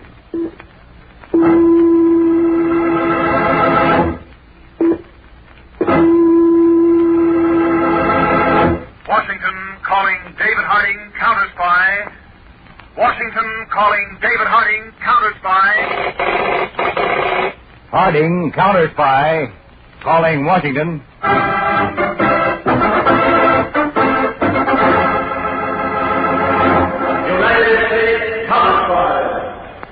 Especially appointed to investigate and combat the enemies of our country, both at home and abroad.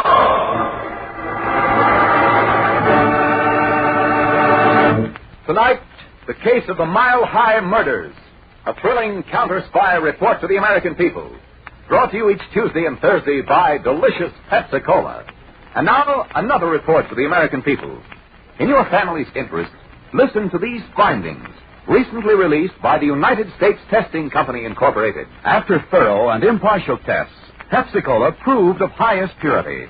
Pepsi-Cola has more quick food energy and value, ounce for ounce, than any other leading nationally known cola. Yes, tested, compared against all other leading nationally known cola drinks, Pepsi-Cola won out.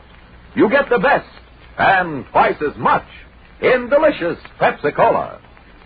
And now to Counterspy.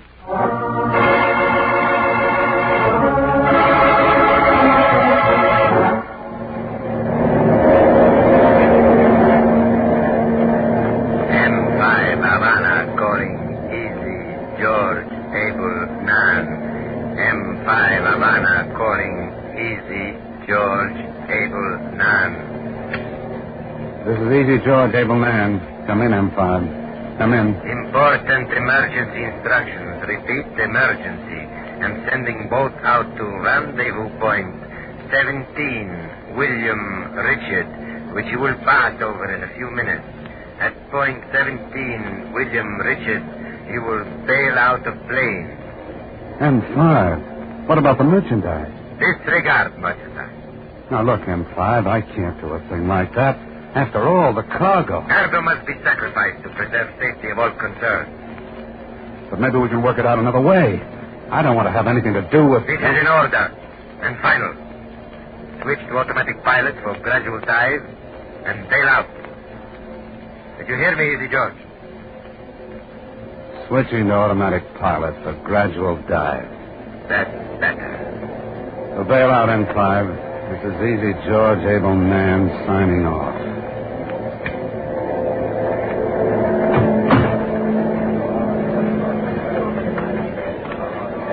Quiet down. Quiet down. I've got bad news for you. I can't smuggle you into the States. Now, you do just as I say, or I'll have to use this gun. All 8 of you, move back in the ship. Back to the tail. That's it, right there. Now, stay right there till I pull this lever. Parachuting out the bomb deck. Please, have mercy. Sorry, honest, but I can't help you. We do not have to be afraid to die, my friend. But if we were as wicked as thieves, man, we should be afraid to leave. I said I was sorry. That's all I can... He shot out of the plane. We will be killed. We will all die. We must pray, please, pray. Ave Maria, gratia plena. Dominus tecum. Benedictus tuum.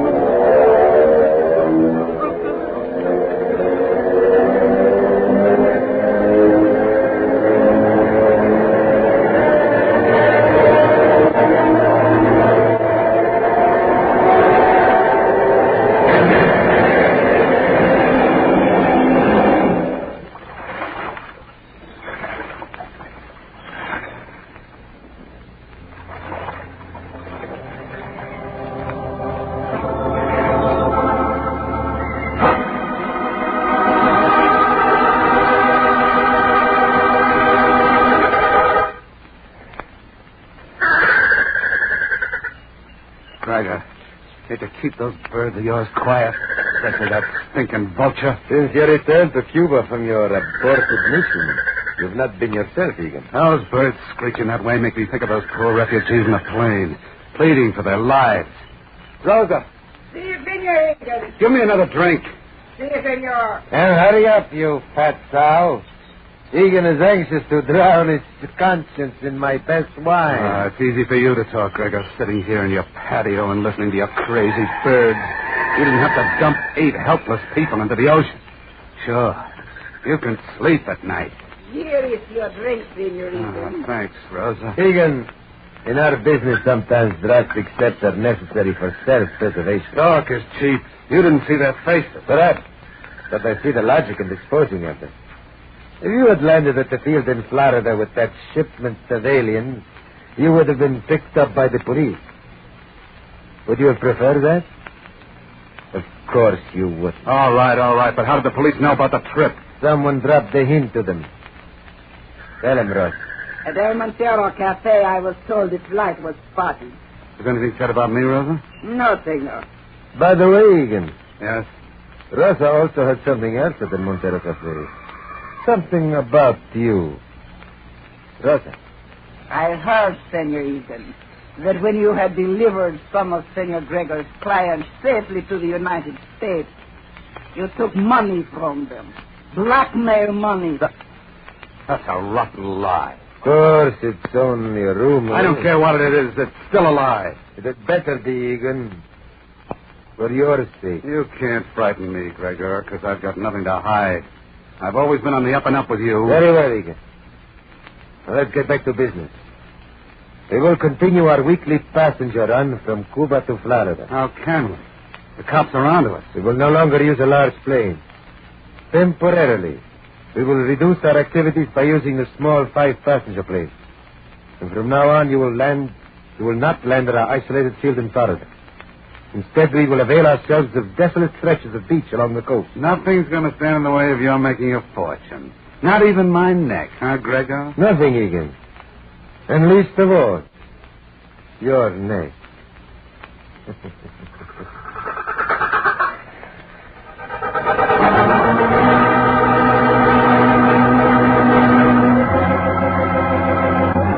Operator, this is Captain Kincaid of the Miami Office Immigration Service. I want to put in a person-to-person call to Mr. David Harding, Chief of the Counterspies in Washington.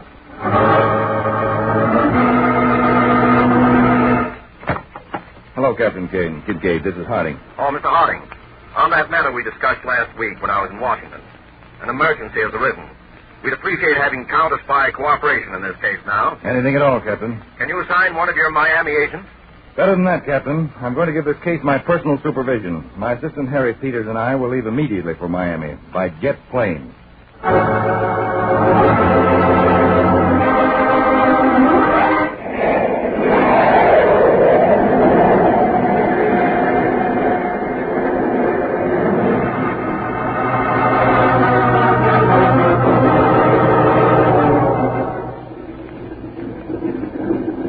Go ahead, Captain Kincaid. Well, Mr. Harding, this is the obsolete light army bomber I had flown over here to the Miami City airport to illustrate my theory. Peters and I are very anxious to hear it. Please continue. Now, this is the way I reconstruct the story. A surplus army bomber, identical with this one, left from an improvised runway outside Havana, Cuba, last Friday with 8 aliens aboard. That we're fairly sure of through a contact in Havana. But the plane never landed here in the States. No, Mr. Peters. We had it under spotter observation in the Caribbean and suddenly lost it. And it didn't return to its Cuban base either. What about the alien? I'm just getting to that, Mr. Harding. All right, Bob. Mr. Harding, my theory is the bomb bay doors were opened like that, and the aliens were forced to jump to their deaths in the Caribbean, thousands of feet below. Mass murder. Chief, this is about the lowest crime we've ever come across. The absolute lowest. Well, Kincaid, I suppose the smugglers must have been tipped off that their plane was spotted and warned the pilot, maybe by radio, huh? I figure it the same way, Mr. Harding. It could be, Chief, that the pilot bailed out and was picked up while the aliens went down with the plane. That's possible, Peters. That would account for the disappearance of the plane. Anyway, let's get started. Havana, our next stop, Chief? Havana next, Peters. With the cooperation of the Cuban police, we're starting on this alien smuggling racket by smuggling ourselves into Havana by speedboat.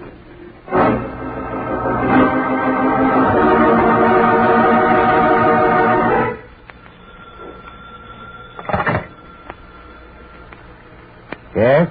Senor Gregor, I'm coming to your house. I have something very interesting for you.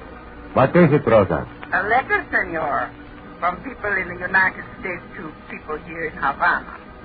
What I told you about Senor Egan is no longer a rumor.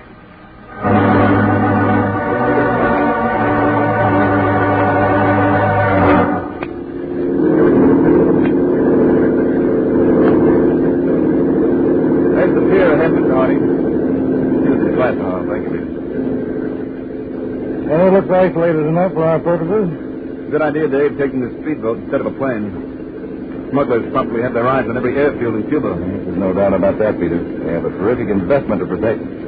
We know there are thousands of aliens in Cuba, poor devils waiting for the chance to get into the United States. Those who can't get in under the legal quota are willing to pay their last cent to be smuggled in. Nice game. Traffic in human misery. Dave, have you lined out a modus operandi for us? Yes. Now, once we're smuggled in, we'll try to get ourselves smuggled out again. Smuggled out? Dave, they'll know that we're not in. They'll never catch on to you, Peter. Uh-oh. Here I go again, huh? You're still my star actor, Peter. Okay, let's have it. Well, by the time we get to Havana, you're going to look and talk like an alien willing to pay any price to get refuge in the United States.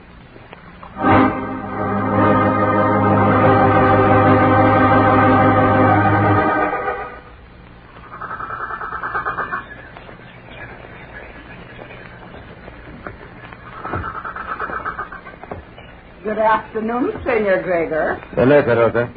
See, the letter. You're anxious to see it, no? That is it. Senor Gregor, you are a man of business. Rosa is a woman of business. She is not beautiful. She is not young and thin. So there is nothing left in life for poor Rosa. But money. Rosa, you've always reminded me of my pet vulture here. The most disgusting of creatures. You pay me a compliment, Senor Gregor. He is a cunning bird also, senor? All right. How much for the letter? $200. The longer I know you, the more repulsive you become. And the more valuable, senor. $200, please. Here. Much it costs. Here it is. Yeah. The pilot made us give him our last dollars when we landed in the United States. We had to do it because if we didn't, he said he would report us to the American government. You are being cheated, Senor Gregor. You stupid cow. You think only the money worries me? Letters like this cause trouble. Talk it around. Egan has put my entire business in grave danger. My knife, senor. For $100, I could use it well. I don't need you for this. Do not worry, Rosa. When the time comes, I will put an end to Egan personally. You see this dish of raw meat? Come with me over to the pool and you will understand quite clearly. The pool? My fish pond. But you do not feed fish beef like this. Rosa, my fish, you do feed beef like this. Those creatures you see swimming in my pond are piranha fish, a very unusual species from Brazil. Watch what happens when I throw the fish into the water. Now watch.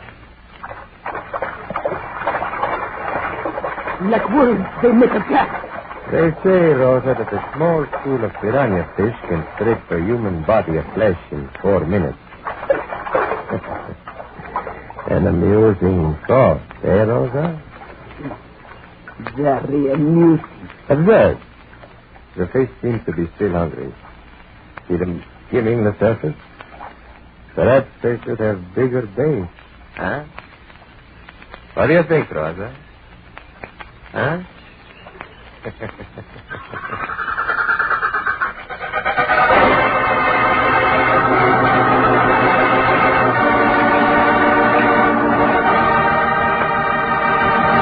a moment, back to Counterspy, presented by delicious Pepsi-Cola. Pepsi-Cola, it's the spot. 2 full glasses, that's a lot. Twice as much and better, too. Yes, twice as much and better, too. You know Pepsi gives you twice as much. You know Pepsi's better, tastes better. But now I want to make sure you know which cola drink is of proven highest quality. Listen, impartial tests were made comparing all the leading nationally known colas. And here's the news. Delicious Pepsi was rated tops for quick food energy and honest-to-goodness value, ounce for ounce. Yes, more value and quick food energy in every tasty sip of Pepsi. That's why Pepsi is so refreshing. Why you feel so good. Why you're on the beat. Why people call Pepsi their favorite treat. When the quality's proof tops and the taste is so delightful, so refreshing that you bubble and the quantity is double. Say, is it any wonder Pepsi's America's big, big favorite? Insist on tasty Pepsi wherever you may be. At the fountain, say, Pepsi, please. At the stand, say, Pepsi, please. And at the store, get Pepsi in the money-saving carton of 6 big bottles. How about getting a carton tonight of delicious Pepsi-Cola? Delicious Pepsi-Cola, delicious Pepsi-Cola, delicious Pepsi-Cola, delicious Pepsi-Cola.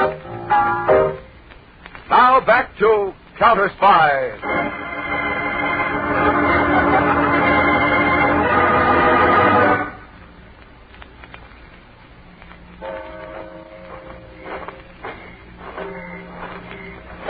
I beg your pardon, sir. Yeah? Please, a lighter for my pipe. Why? Oh, certainly. Here you are.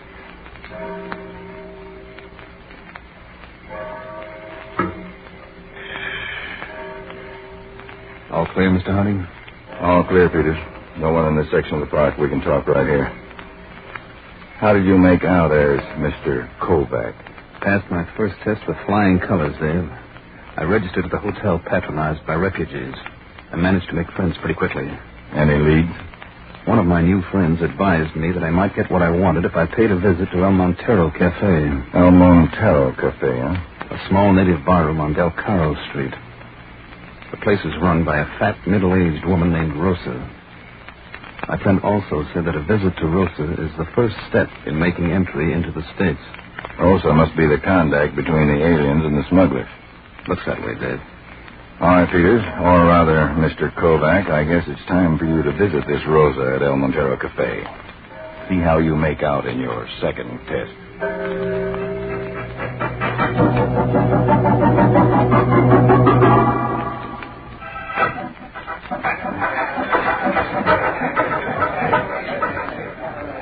And what do you want with me, Senor Kovac? I have come to you for help, Rosa.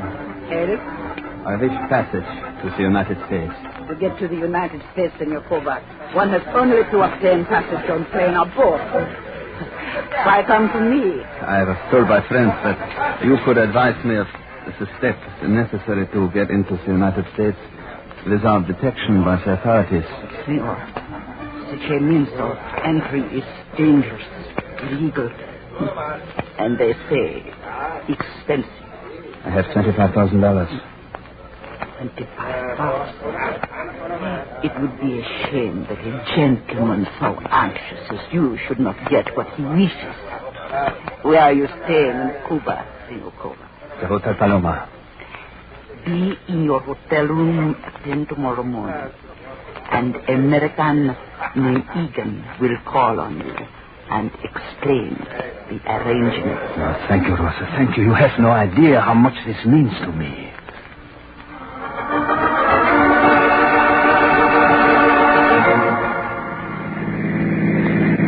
Then you passed your second test with flying colors, too, huh, Peters? Guess I did, Dave. And your idea of mentioning $25,000 didn't do any harm. Did you manage to get a line on Egan after I called you earlier? According to the Cuban police, Egan runs a small passenger plane service between Havana and Miami. Mm-hmm. Probably a cover-up for smuggling activities. Anyway, Chief, we'll be able to put an end to Egan's business tomorrow morning. Oh, Peters, I'm not just interested in Egan and Rosa. It's obvious we can pick them up any time. No, there's somebody else. Somebody who's masterminding this operation. I guess you're right, Dave, but how to get to him? Well, I'd say that's up to you, and how well you do on your third test, Mr. Kovac.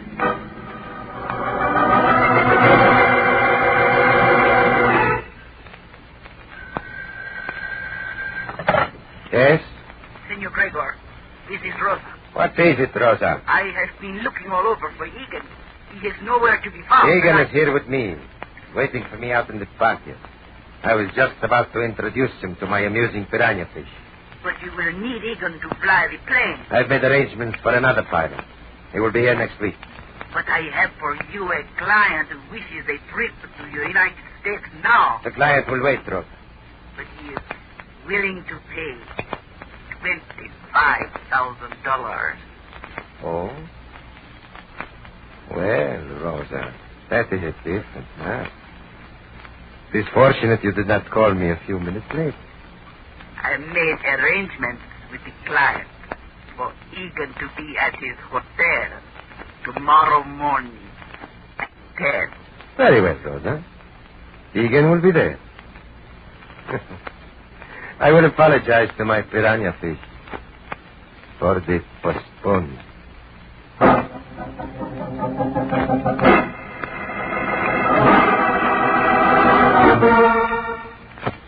There will be no postponement, Mr. Egan. Don't you worry about that, Kovac. You show up tonight in the back room at El Montero Cafe with the $25,000. And by this time tomorrow, you'll be safe and snug in the USA. United States of America. I can hardly wait.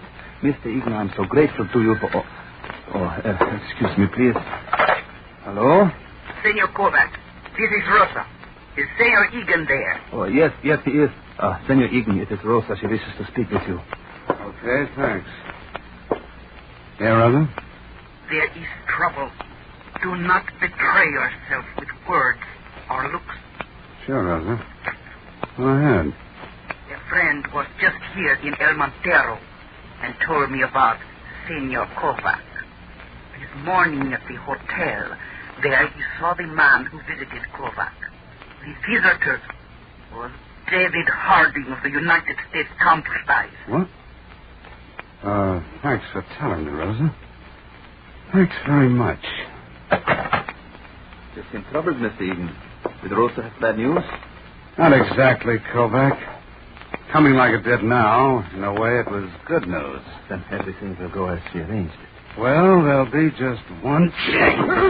My arm! Oh, you're trying to get out of this grip. The more it's going to hurt. I do not understand. Why are you doing this? I'll explain just as soon as I get this gun out of your shoulder holster.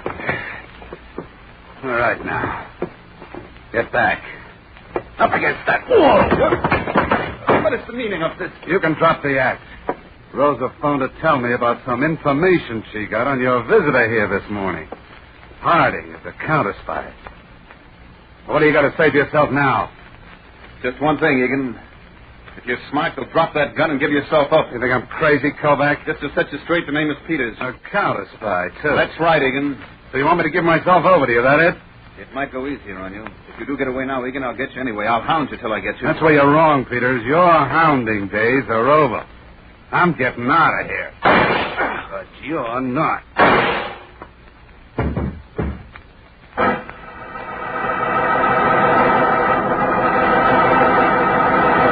You fool, Egan. Murdering a counter-spy, you stupid, idiotic fool. What do you expect me to do, Gregor?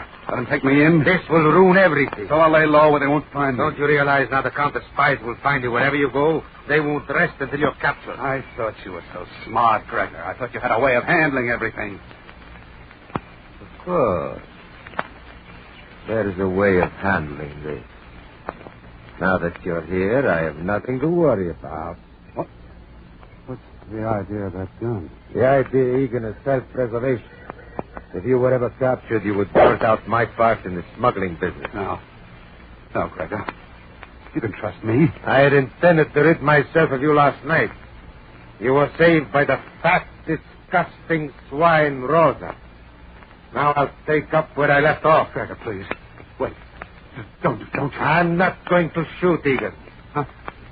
I'm just taking you to the edge of the pool over there. Then I'll leave it to my piranha fish to destroy all evidence of your being. Now, Egan, you will commence walking to the...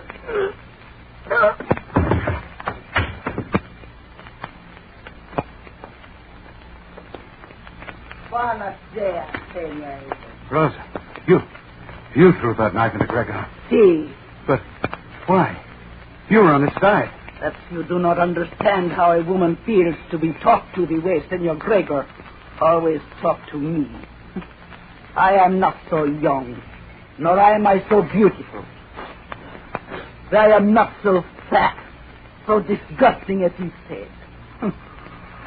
I have been waiting for such an opportunity as this to answer Senor Gregor. Hey, he's still alive. See, I meant it so. I aimed my knife so that he should not die so easily, so painless. I'll get a gun and finish him off. Wait! Do not fire that gun. But I have to plan for him the death he planned for you. We will feed him to his cannibal fish, Senor Egan. In the pond? Now, look, Rosa, I can't... I have saved your life. You will do as I wish, no? Okay. Guess I owe it to you. You can drag him across the patio by the feet. Yeah. Even a woman such as I has feelings. He should not have choked me that way. Stop where you are. What? Don't move. Keep him covered, Peters. Got him, Mr. Harding. Senor Kovac, you're alive. Sorry to disappoint you two. Can't be. I fired 2 shots into you. Those were blanks in Peter's gun, Egan. They were in there waiting for you to use them. Egan, give me a drink. That's right, Rosa. It was a member of the Cuban secret police who informed you that I'd visited Kovac's room. We wanted you to tip off Egan so he would lead us to the head smuggler. Here we are, thanks to those blanks. Okay, but the slugs in this gun aren't blank. Drop that gun, Egan. You don't have a chance. I got nothing to lose. We're making a try. Stop, Egan. All right, Peters, let it happen.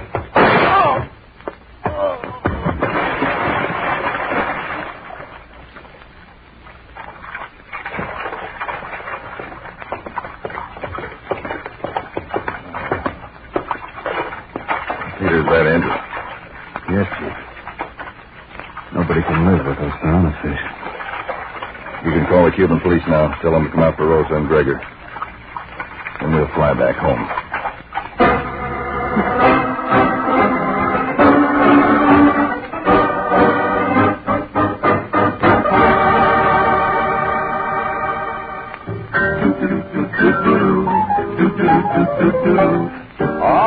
Delicious Pepsi-Cola. Bring it on now. Enjoy that bubbling, tangy, tasty treat. Sure hits the spot.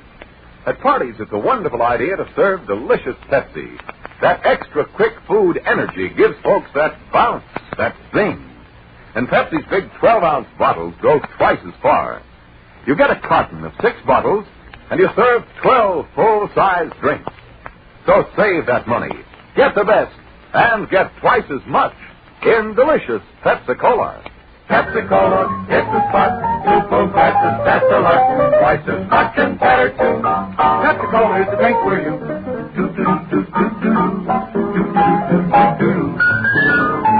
That's it. Delicious Pepsi-Cola. Tune in every Tuesday and Thursday, same time, same station, to Counterspy. Listen on Thursday for the exciting Case of the Hoodlum's Hero on Counterspy.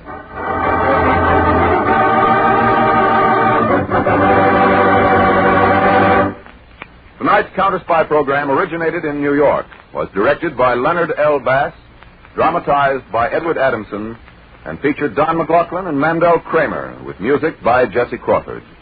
This is Jay Jackson speaking. Counterspy is a Phillips H. Lord production for Pepsi-Cola. Enjoy some delicious Pepsi tonight. Phillips H. Lord production for Pepsi-Cola. Enjoy some delicious Pepsi.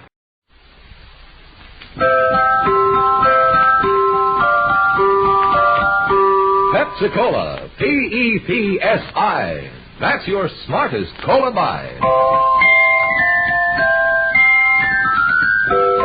Pepsi-Cola presents Counterspy.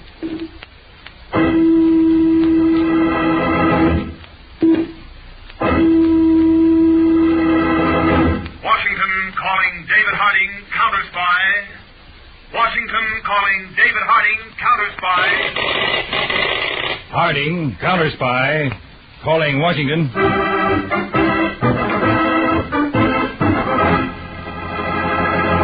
United States Counterspies, especially appointed to investigate and combat the enemies of our country, both at home and abroad.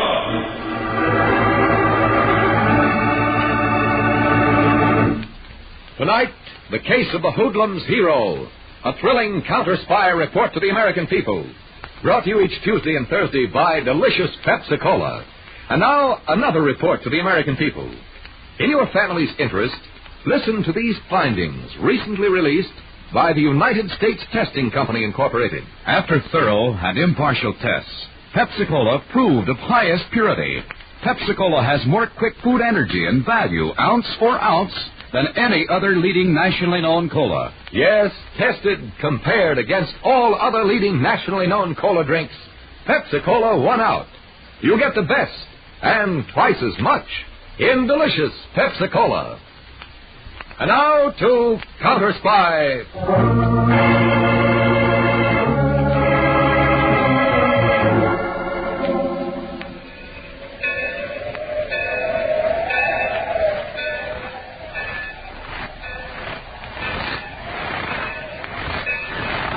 Snowstorm sure comes in handy, huh, Jigger? Yeah, Benny.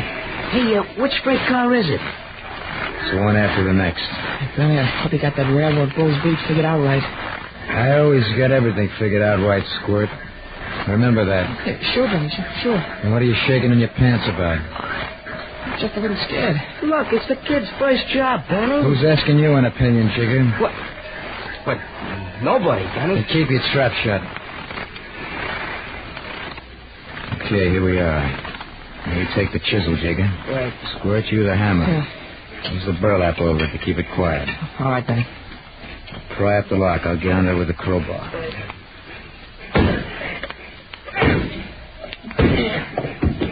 It's starting to give. A couple more whacks will do it.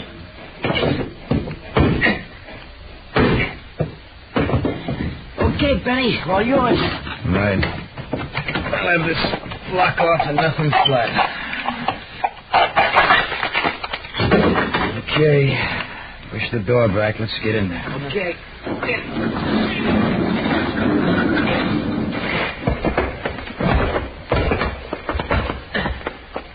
Now, give me the flashlight, Jigger. Here you are, Benny. Them's the crates. I will see if they got those fancy precision tools in them like I was tipped off. You hold down the end of the crate, Squirt. Jigger will pry up the top. Right, Jigger. Right, Benny.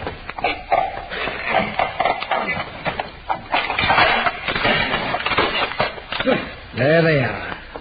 A whole mess of super-duper tools. Boy, should bring us a couple of good bucks, huh, Benny? Just like the man said. Got the gunny sack, Squirt? Yeah, right here, Benny. Okay, pass one to Jigger. You two get them filled up fast. I'll start on another crate. Okay, kid, let's you and I make like Santa Claus. Hold it. What's the matter? Shut up. I heard somebody outside. Like somebody walking on the snow. Nah, I guess it was nothing. Come here, Jiggy. Let go of my leg. Oh, let go. Jiggy, what are we going to do? You're coming with me out of here. Fat chance of that, copper. You crazy kid. Put that knife down. Sure, copper. I'll put it down. I'll put it down, and you...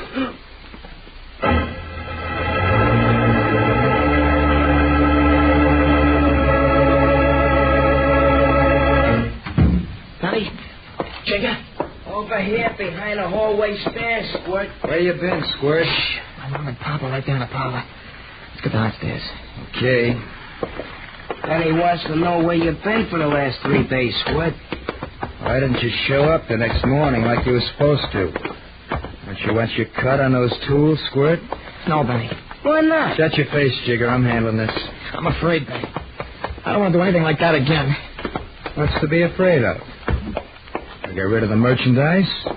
Everybody forgot about that railroad bit getting knocked off. Just the same, Benny. Just the same, you ain't pulling out.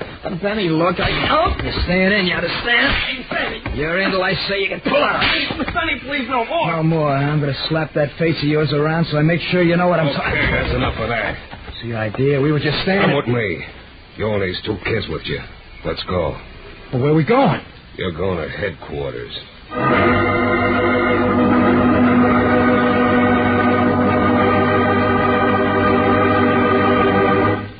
And this is headquarters, Benny. How do you like it? No clippers in the back, Muggsy. Yeah, Mr. Laredo, sure. Well, I asked you kids how you liked It's okay, Miss Laredo. It's real okay. Gee, your own barber chair and everything. Yeah. Hey, who's the silent kid? I am? That's Squirt. Maybe Squirt ain't impressed. Sure he is. Ain't you, Squirt? Ain't you? Yeah, sure. So you all think a lot of Slick Laredo's headquarters, huh? Well, you should. A lot of business goes on in this office. Big business. I guess you kids thought it was the cops when I had you picked up, huh? Yeah, you had me fooled, Mr. Laredo. Yeah, and scared? I ain't ever scared. Of nothing. Tough kid, huh? I get along. I like a kid who's got guts. Just like I was when I was a greenhorn. How much Joe give you for the tools, Benny? Tools, Mr. Laredo? I don't know what you're getting at. Smart mouth, too. Kid's okay, eh, Muggsy? Yeah, boss, okay. Now, look, Benny, I know you took the tools to the fence. Joe told me all about it. Tough about that railroad bull, huh? Little off the top, Muggsy. Yeah, boss, sure. I had my eye on you and Jigger here for a long time. Hey, Benny, he's been watching us. Benny, how would you and Jigger and Squirt like to come in with me? Come in with you, Mr. Laredo? It's Slick to you, Benny. Well, Slick? What's your proposition? Hey, Muggsy, how do you like this kid? Pretty sharp, huh? Yeah, boss, sure. The proposition, Benny, is drawing account on 10% of all you take. No penny ante stuff like freight yard hauls either. I set the deals up for you, and I protect you. Gee, Benny, that sounds swell to me. What do you think, Squirt? Who asked you two characters for an opinion? Well, Benny? Okay, Slick. It's a deal. Now, about that 10%. What about it? I like to look forward to promotions. Oh, real sharp kid, huh? We'll talk about promotions after your first job. It's set for Tuesday night, bookie joint over on 3rd Avenue. I'll line it out with you tomorrow, okay? It's okay with me. And, Benny. Yes, Slick? Get rid of that knife you carry. You're in the big time now. I got a special gun for you. Okay, Muggsy, go easy on the sideburns, huh? Yeah, boss, sure.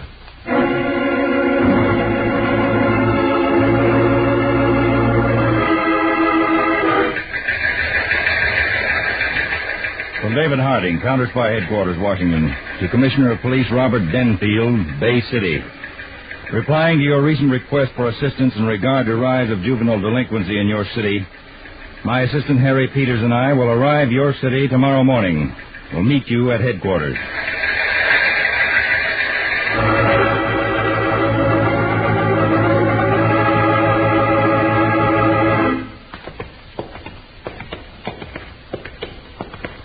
Write down this corridor, Mr. Harding. We've turned the whole sub-basement of our police headquarters here into a special lineup room for juvenile cases. See, Commissioner Denfield. To separate them from the older and hardened criminals, huh? Yes. I got the idea from one of your counterspy bulletins. I asked you to come down here, Mr. Harding, so you could see firsthand this city's juvenile delinquency problem. Well, that's why we're on this tour, Commissioner Denfield. See what the counterspies can do to help. Oh, here we are.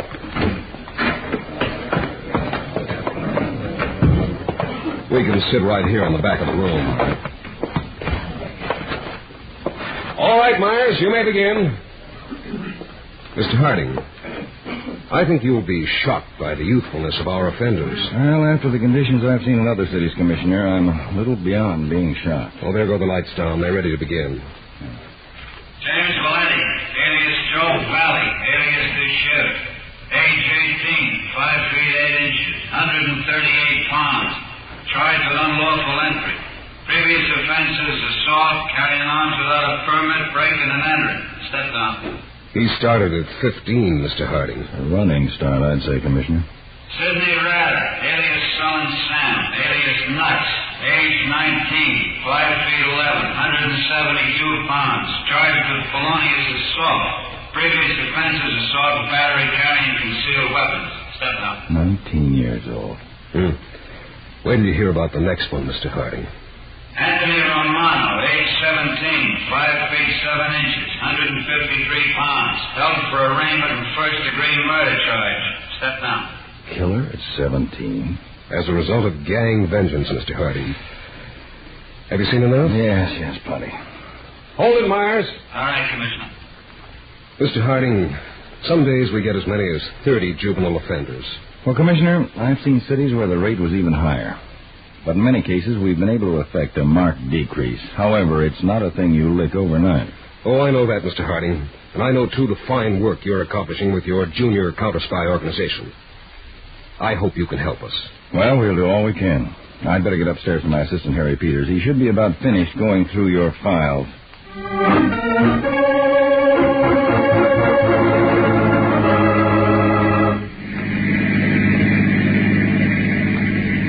Well, Peter, come up with anything? Dave, looks as if you're right again. You mean you found a likely Fagin in the files? I've got a line on one rackets boy in this town who sure looks as if he's it. Now, go ahead. I'll read you my notes. Salvador Laredo, nicknamed Slick, because he's fastidious about his dress and appearance. 31 years old, 12 arrests, no convictions. I can see where the Slick fits for other reasons. Over half of his arrests were for contributing to delinquency of minors, such as sale of lottery tickets, working numbers racket, gambling and betting in pool halls and bowling alleys. Anything else on him, Peter? Nothing except that he was a former dead-end kid who worked his way to the criminal top. I'm afraid that's much more than nothing, Peter. What do you mean, Dave? Well, I mean that kids who get off on the wrong foot are easily attracted to a racketeer like Laredo. Yes, I didn't know what you were driving at. Kids with the wrong slant would make an idol of a character like that. Do anything for him. So we have the same old problem, trying to make those boys understand that it's unhealthy to respect a lawbreaker. Well, Peters, we'll put him under 24-hour surveillance. We'll keep at it until Slick finds out he's not as slick as he thinks he is.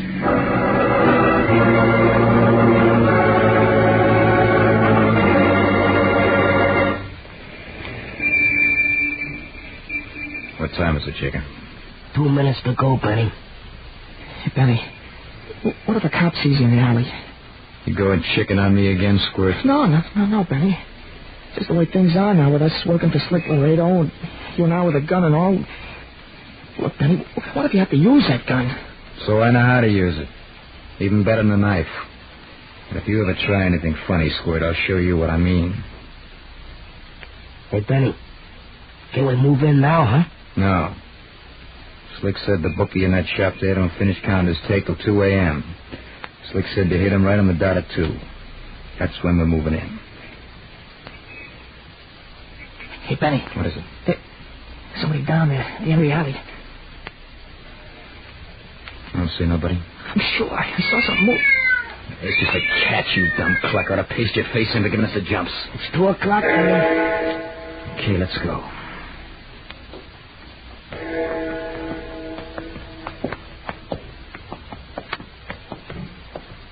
Right, here's the back door. You stay behind me when he opens the door, Jacob. Remember the code knock? Yeah. 3 long and 2 short. Mm-hmm. Now, you, Squirt, you stick right here. Keep your eye peeled.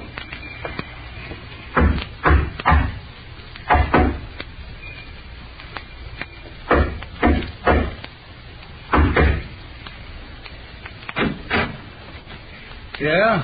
What do you want? It's a stick-up, pal. Huh? Reach and keep him there. Why, you crummy little punk. Get him up like I said, or I'll blow your stupid brains right out of that fat face. Up! All right, now back up. Come on, Jacob. Close the door. Right. All right, where's the bundle, fat face? Bundle? The dough to take for today. Where is it? Okay. Over there in the safe. So go on, open it. Sure. You're being too easy, fat face. If you're thinking of pulling a fast one, forget it. I've seen too many trigger-happy kids like you to try anything fast. I know better than to... Hey, get up that gun! Give me that gun or I'll break your arm right off. Yeah, fat face, I'll give it to you. Right now. Let's get out of here, Benny. When I'm finished. All right, fat face, you asked for it. No, don't, not again. So I'm giving it to you. I'm giving it to you if I could.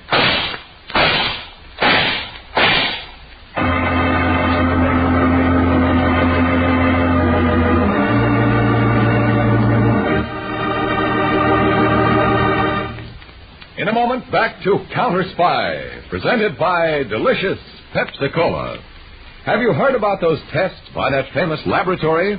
Have you heard the latest news in the Pepsi-Cola story? Yes, there's big news about Pepsi. The cola you've always known was most delicious.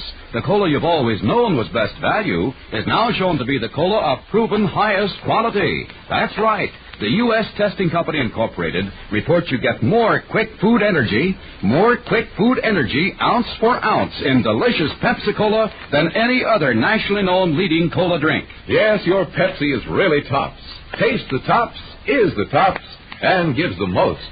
So go ahead, enjoy that extra zing and bounce delicious Pepsi gives you. Insist on it wherever you may be.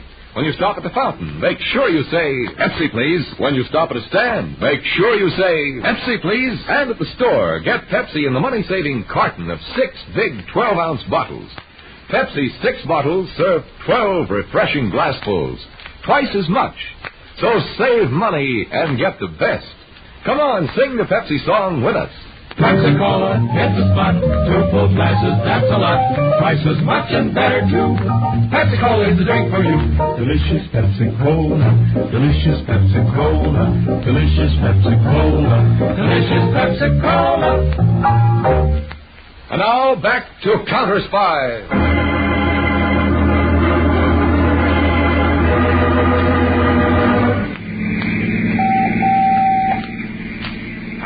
Counterspy Field Office to Peters, Special Squad Car X3. Peters, go ahead, Dave. What's your location, Peters?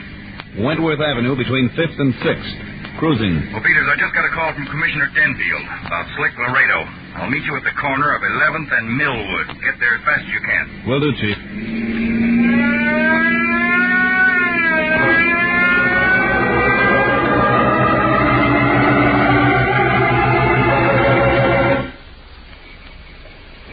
Peters, the name of the murdered bookie is Johnny Sandusky.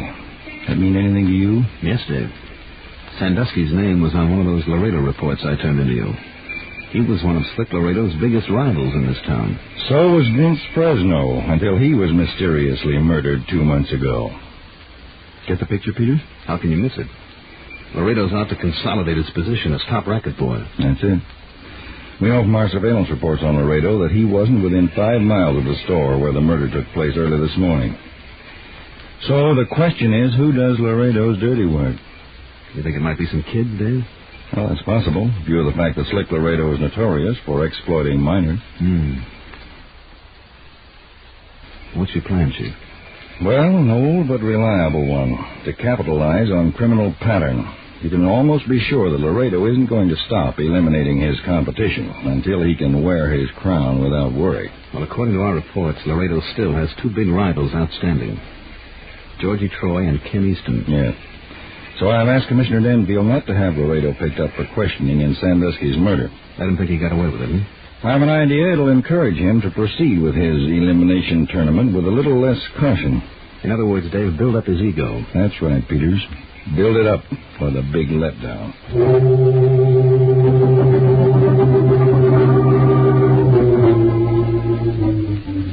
Danny, you shouldn't call me. You're at the house. Squirt, me and Jigger are still waiting for you down at the candy store. What's the stall for? My mom's right in the next room. I can't talk now. You don't have to talk. I'll do the talking. Slick Laredo's expecting us over at his headquarters. And Slick's like me. He don't like to be kept waiting. Yeah, but Benny, I don't feel so good. You'll feel a lot worse if I have to come there and get you. No, Benny, please. Don't do that. Okay, then, Squirt. You got just 5 minutes to get here.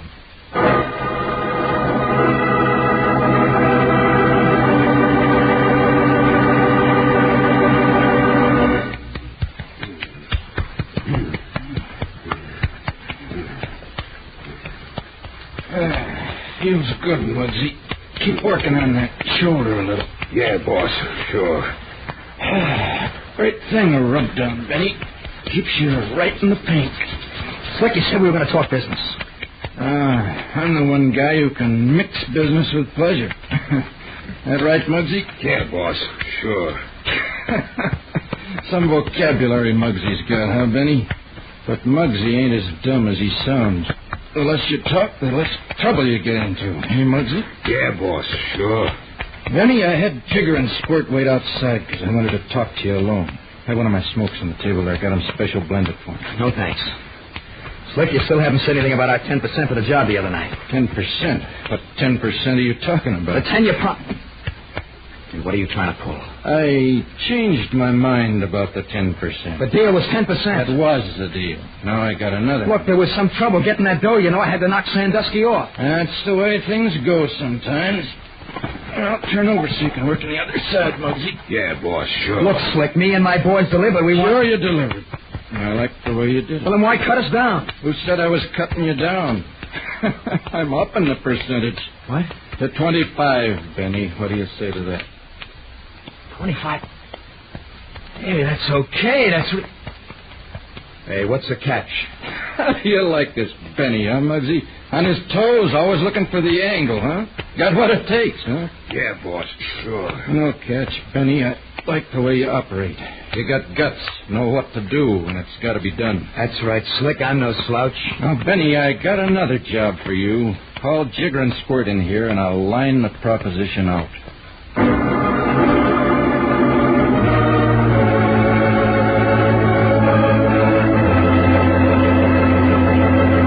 Dave, Agent Braden just radioed his report to our patrol point. Any activity at Ken Easton's bookie shop, Peters? Nothing so far, Dave. Report says it's quiet as a mouse over there. All right, Peters, but I'm willing to bet a good part of my pension that there will be activity soon, either at Easton's or Georgie Troy's place across the street.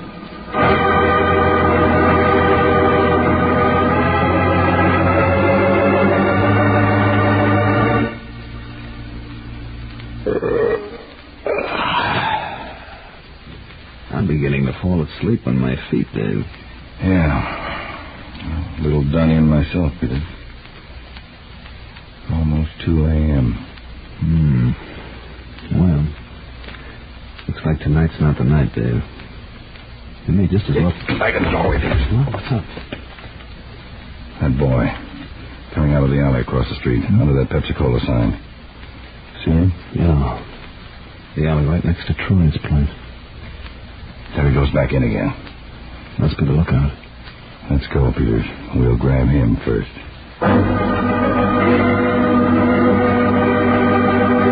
Let go, will you? Let go of me. You're staying right here, youngster. Well, I didn't do anything. You whistled when you saw us coming. You gave your friends the signal to make a run for it. No, I didn't, mister. I was just whistling because You got away, Mr. Harding. Ducked over a back fence.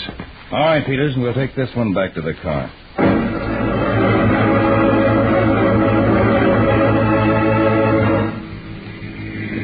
Now, look, Squirt. Telling me the truth will only do you good. Please, Mr. Harding, I told you what I was doing in that alley. Mr. Harding said the truth, Squirt. I know quite a bit about boys, Squirt. I've dealt with all kinds. I can tell pretty quickly just what kind of a person a boy is at heart. You're frightened. That's why you're not telling me the truth. And it's not because you're afraid of me. It's someone else. Mr. Harding, let me alone, will you? You're protecting someone else, not because you like him, but because you fear him. He's got nothing to fear now, Squirt. He'll kill me if I talk. I know he'll kill me. Whoever it is, Squirt, I promise you he'll never get the chance. Is it Slick Laredo? Slick? How did you know we were... Then it is Laredo. No, he's not the one I'm scared of. But you have been working for Laredo. Come on, Squirt, answer. It is Laredo, isn't it? Yeah. Yeah, Mr. Harding. We were working for Laredo. I promise you, Squirt, you have everything to gain if you'll tell us the whole story. All right, Mr. Harding. I'll tell you everything.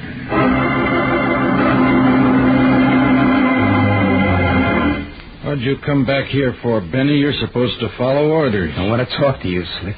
So talk. Alone. Vamoose, Muggsy. Yeah, boss, sure. So now we're alone, Benny. I want to talk to you about the job tonight. The job we didn't finish pulling. Didn't finish? Because we didn't get a chance. What are you driving at? The cops are outside Georgie Troy's place. What? They grabbed Squirt. Jigger and me lammed over a fence just in time. Will Squirt talk? Sure he'll open. Squirt's yellow from top to bottom. We better blow out of town. You're staying right here, Slick. What?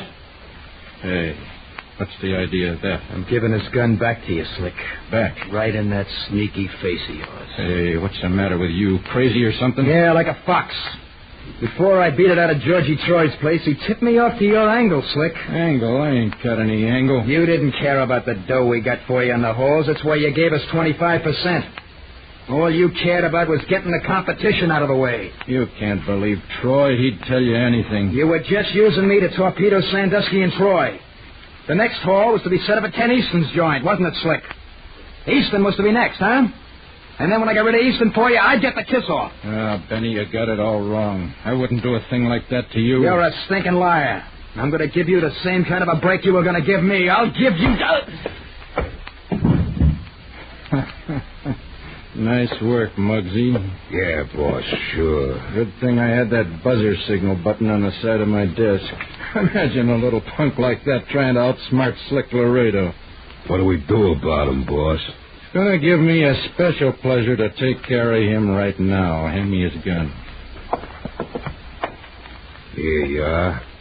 Goodbye, Benny. Drop that gun, Laredo. Boss. Drop it, or my next shot will be your finish. Okay. Don't shoot again. Keep the other one covered, Peter. Got it, Mr. Harding. Harding. That's right, Laredo. How's Benny, Peter? Just a crack on the head. He'll be coming around any minute, Chief. All right, Peter. While we're waiting, we'll explain to Slick Laredo just how bad an investment young hoodlums can be.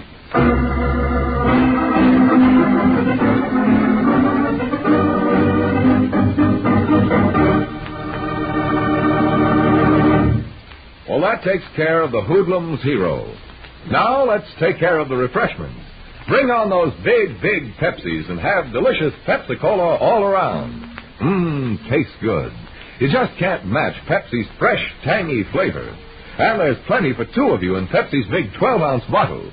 Get Pepsi by the carton. It's 6 bottles, but 12 drinks.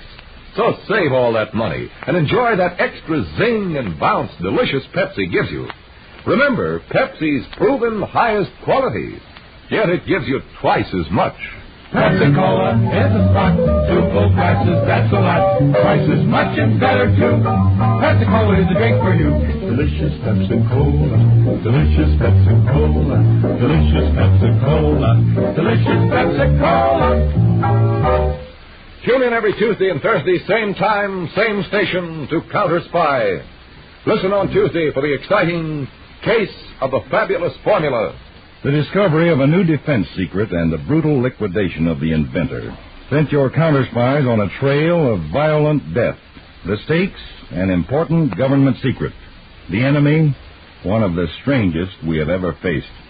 Listen on Tuesday to The Case of the Fabulous Formula on Counterspy.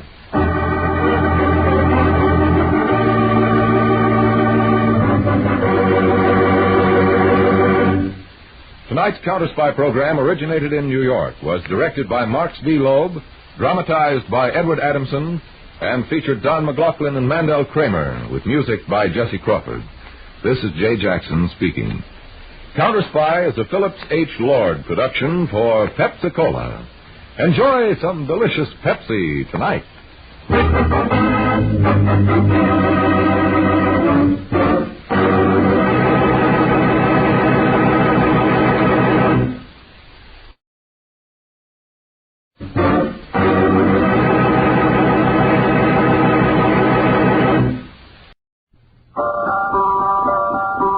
Pepsi-Cola, P-E-P-S-I.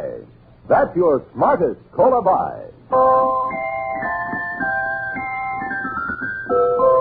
Pepsi-Cola presents Counterspy.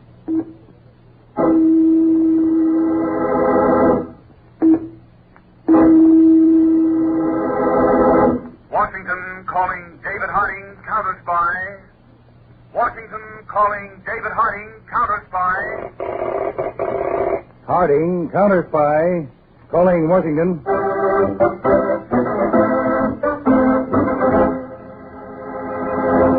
United States Counterspies, especially appointed to investigate and combat the enemies of our country, both at home and abroad. Tonight, the case of the fabulous formula. A thrilling counter-spy report to the American people. Brought to you each Tuesday and Thursday by delicious Pepsi-Cola. And now, another report to the American people.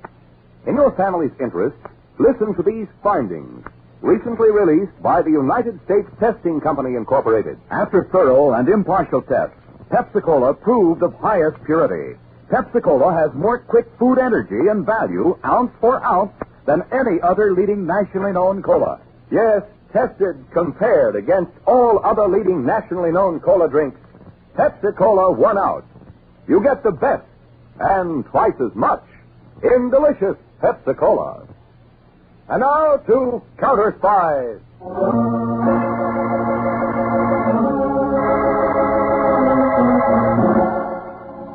On the morning of March 14th, 1950, Dr. Frederick Ziegler, eminent scientist in chemical research, was in the secret basement laboratory of his home on the outskirts of Philadelphia, talking to his assistant, Anthony Kirk.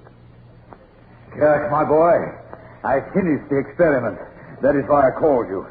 I wanted you to be one of the first to hear the good news. Well, I really appreciate that, Dr. Ziegler.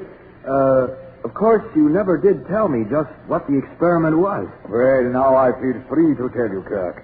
What I have accomplished will be vitally important to our national defense. Come over here to the left table. All right.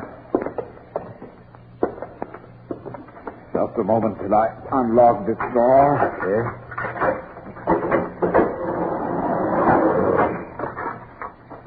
Well, Kirk, here it is. It looks like mica. It is mica, my boy. In a way. In a way? It is an artificially produced matter with all the invaluable properties of mica inherent. With the formula I developed, an unlimited amount of this matter can be chemically manufactured quickly and inexpensively. What about the formula itself? It's all down here in this book. Is that right? Thanks, Doctor. Oh, Kirk. I'm keeping this formula. Keeping? Now, stop joking, my boy. Come now, give me this. Stay right where you are. Kirk! Now you can see I'm not joking. Unless this gun amuses you. Oh, boy, what has gotten into you? Sit down, Doctor. On that lab stool there. But, Kirk... Sit down. Don't you try to move. What are you going to do? I'm going to perform an experiment of my own. Just for you. Now watch closely. I take some cotton out of the wrapper in the medical aid kit here. That's the first step. Now the second step. I pour some of this nitroglycerin onto a handful of the cotton. And then I let it soak through for a moment and dry a bit in the air. And then I stuff it into this crucible on the lab table in front of you. Now, Doctor, what do you think of my experiment so far? You have made gun cotton. Uh-huh. A simple but effective explosive. Now we need a fuse to ignite our gun cotton, don't we? So we pull out a long strand of the cotton, stretching at the length of the lab table like this. Now, we're all set to make the test. You're going to kill me. Oh, no, Dr. Ziegler. You're killing yourself. You see, chemical labs are notoriously dangerous places in which to work. You're going to have an accident which destroys not only you, but seemingly your formula, too. Kirk, I hope when they get you... Sorry, no time for bitterness. Goodbye, Doctor.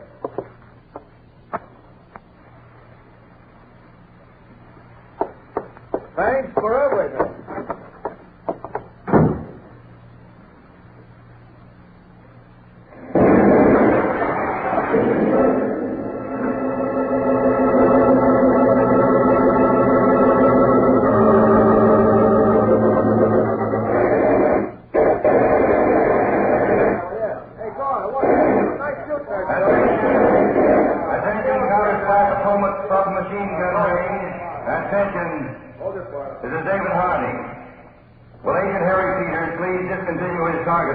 And drive back here to Washington immediately.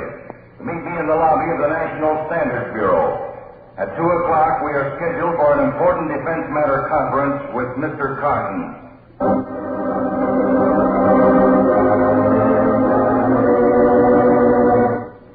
Well, Rudolph, that's the whole story. The explosion went off just as I stepped out of the side door. Now, Kirk, you're sure about Dr. Ziegler's housekeeper, huh? Positive. Today is her day off. And you're also sure that the formula on these pages you gave me is complete? There's no mistake about that, Rudolph. Good. There's Freddie now. Yeah, wait a minute. I'll let him in. Come on in, Freddie. You. Well, nice work in getting that formula, Kirk, old chap. Thanks for the compliment, Freddie, but right now I'm more interested in getting paid off for my work and leaving Philly. I received a message from the contact. This note was delivered to me a half hour ago. Read it, Rudolph.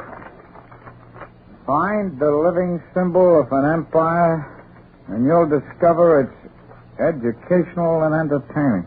Yes, those are the directions where to meet the contact, whoever he may be. What kind of a stupid kid's game is this? Freddie, you told Rudolph and me we'd get our share when we delivered the formula. Yes, when it's delivered to the contact. Well, I've been working a bit on this cryptogram. The living symbol of an empire. All right. The British Empire. The lion. Does that make sense? Yeah, let me see that again. Lion, educational, and entertaining. Sure, the public library. No, you forget, old thing. It says living symbol. Those are stone lions. Now, look, I've done all the dirty work so far, and I want money for it, not puzzles. I want money. Hold on, Kirk. What now? Lions. Living symbols. Yes. Come along, you two. Where are we going, Freddie? Why, to the Lion House, Rudolph, old chap. The Lion House in the Park Zoo.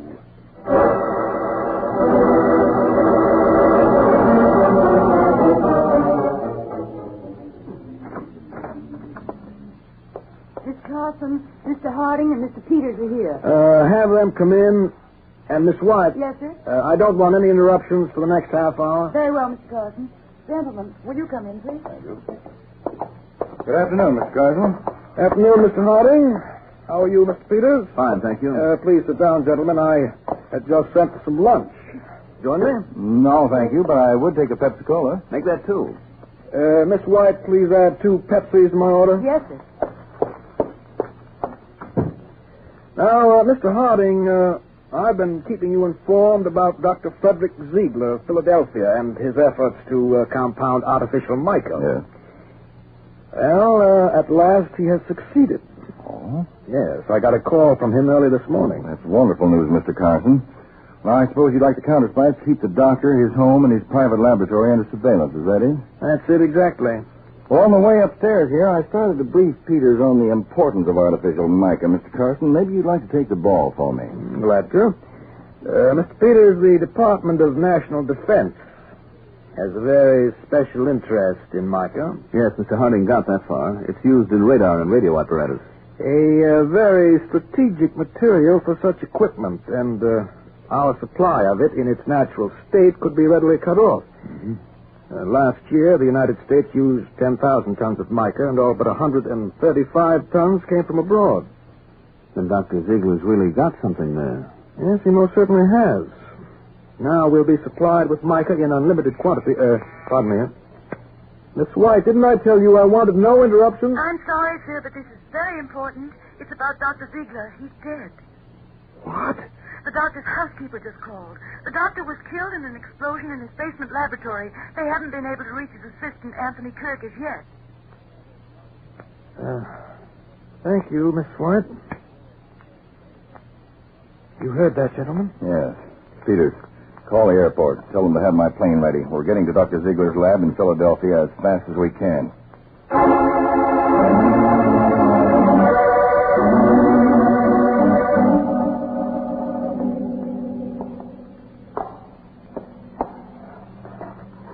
Nasty, huh, Dave? Very nasty, Peters. After the explosion, the papers on the table here must have caught fire. I wonder what Ziegler was doing when the explosion went off. Well, from the way it looks, he was mixing something in this crucible. Peters. Look at this on the side of his forehead. Yeah. Small marks, like letters. One of them reversed. C-O-T. Mm-hmm. Something with printing on it was blown against his head, blown hard enough to leave the imprint of those letters. C-O-T. Wonder. Wait. That first aid chest over there on the wall. Peters, look at this package of cotton. Part of the label has been torn away with the letters T-O-N left on it. I think we have the answer to the explosion, Peters. Gun cotton. Gun cotton? Plain medical cotton, probably soaked with nitroglycerin, a crude but most lethal explosive. Gotcha, Chief. The fragment of the wet label blew against the side of Ziegler's head, imprinting the letters. Exactly. That means the explosion was definitely no accident. Definitely. It was a scientific murder, planned to hide the theft of a vital American defense secret.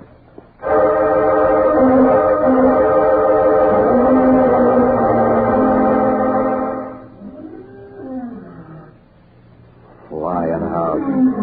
Rudolph, if I'd known after a year of being cooped up with a nutty old scientist, I'd be playing games in the dark in the park zoo. Easy does it, Kirk, old boy. Look, Friday, I don't go for this waiting any more than Kirk. Not knowing who the contact is or when he'll show, and me carrying practically TNT in my coat pocket. Violet, 25 seconds. Violet, gentlemen. Look, we don't want any. Hey, watch where you're going. Violet, to your pretty lady. Only 25 cents a buck. I said no. Get out of here. Beat it. No need to be surly, Rudolph. Here's a few coins, Mother. You can keep the posies. Just hop along like a good old girl, eh? Yes, sir. And take care, sir. Right. Violet. You're a smart one, Freddie. Why'd you give that old dame a handout? She's liable to remember us. And Did it occur to you, Rudolph, that your ugliness may have made a more lasting impression if I hadn't amended matters with a few coins? Freddie is right, Rudolph. Freddie is right. Okay. Only you two are beginning to give me a rope. Rudolph. What happened to him, Freddie? There, Kirk. You can see now what happened. A knife in his back. Who threw it? Where did it come from? There's no time to worry about that now. I've got to get out of here quickly. The formula. In his topcoat pocket. Hurry, get it. Okay. Well, Kirk, you'll stand there. Now that you have the formula, let's skip along. I haven't the formula. What's that? Here. Look at these pages. Nothing on them. They're blank.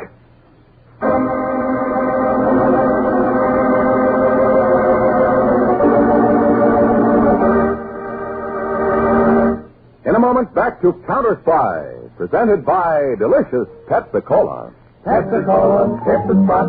2 full glasses, that's a lot. Twice as much and better, too. Yes, twice as much and better, too. You know Pepsi gives you twice as much. You know Pepsi's better, tastes better. But I want to make sure you know which cola drink is of proven highest quality. Listen, impartial tests were made comparing all the leading nationally known colas. And here's the news. Delicious Pepsi was rated top for quick food energy and honest-to-goodness value, ounce for ounce. Yes, more value and quick food energy in every tasty sip of Pepsi. That's why Pepsi's so refreshing. Why you feel so good. Why you're on the feet. Why people call Pepsi their favorite treat. When the quality's proved top and the taste is so delightful, so refreshing that you bubble and the quantity is double. Say, is it any wonder Pepsi's America's big, big favorite? Insist on tasty Pepsi wherever you may be. At the fountain, say, Pepsi, please. At the stand, say, Pepsi, please. And at the store, get Pepsi in the money-saving carton of 6 big bottles. How about getting a carton tonight of delicious Pepsi-Cola? Delicious Pepsi-Cola, delicious Pepsi-Cola, delicious Pepsi-Cola, delicious Pepsi-Cola. And now, back to Counterspy.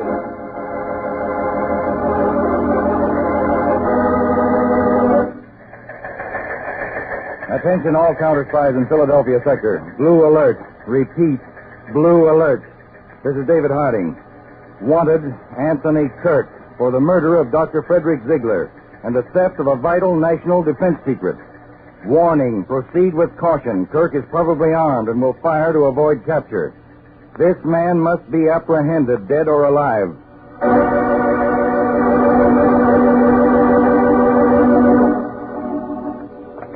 We'll be out of the park in a few moments, Kirk. Lucky no one saw us near Rudolph. What bothers me, Freddy, is what could have happened to the formula that was in Rudolph's pocket. I have an idea, Kirk, that Rudolph was trying a bit of fancy business on us. You mean a double cross? Right. It probably left the formula papers in the apartment. Sleight of hand, you know? All right, but who threw that knife? I have an idea about that, too, old chap. I believe that knife was meant for one of us. What? I believe Rudolph's plan, with the help of an accomplice, was to rid himself of us one at a time. Oh, he stepped in the wrong direction and got the knife. Here, hold up, old chap. What's wrong? Have to walk a bit.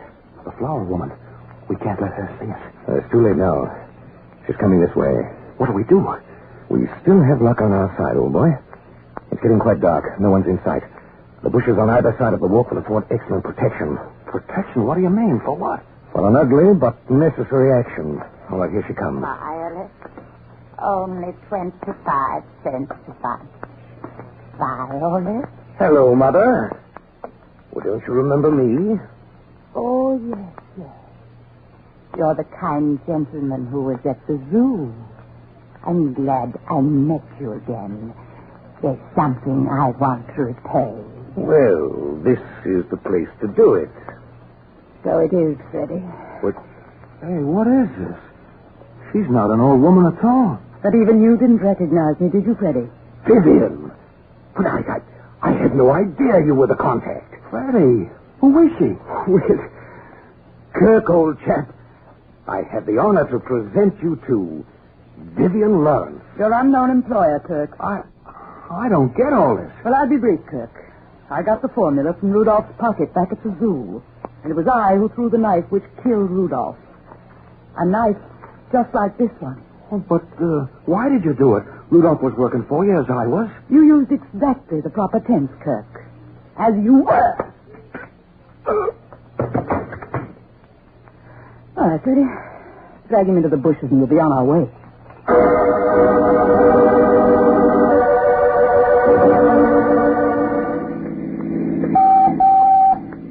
Peters calling Mr. Harding in car C7. Harding, go ahead, Peters. I'm in the city park, Dave. We've located Anthony Kirk. Yeah? He's got a knife in his chest. A passerby heard him groaning in the bushes. Kirk is the second standing victim found in the park within 10 minutes. The other one is dead. What about the formula? No sign of it, Dave. Kirk hasn't talked so far. The ambulance doc says he may not be alive by the time they reach City Hospital. Peters, get into that ambulance. Have them go by way of Market Street. I'll intercept you as fast as I can.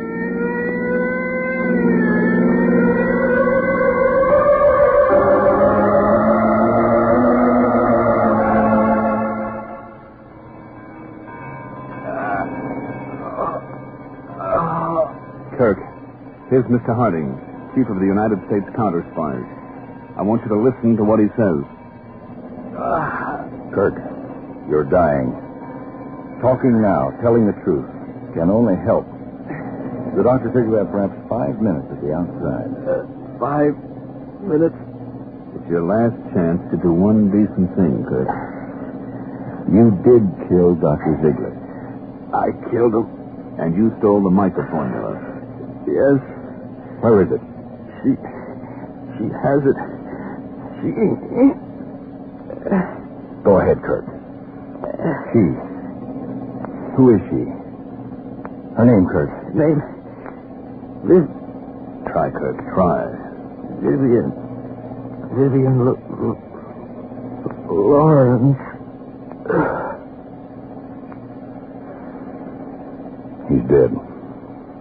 Vivian Lawrence. Familiar to you, Peters? Sure is, Dave. We had plenty of trouble with that dame before Pearl Harbor when she was poking around over here for the Tin Caesars. The cleverest operator in the business. You'd say that again. Clever enough to get back into this country without detection. Yes, and clever enough to get out and sell that formula to the highest bidder, unless we work as we've never worked before.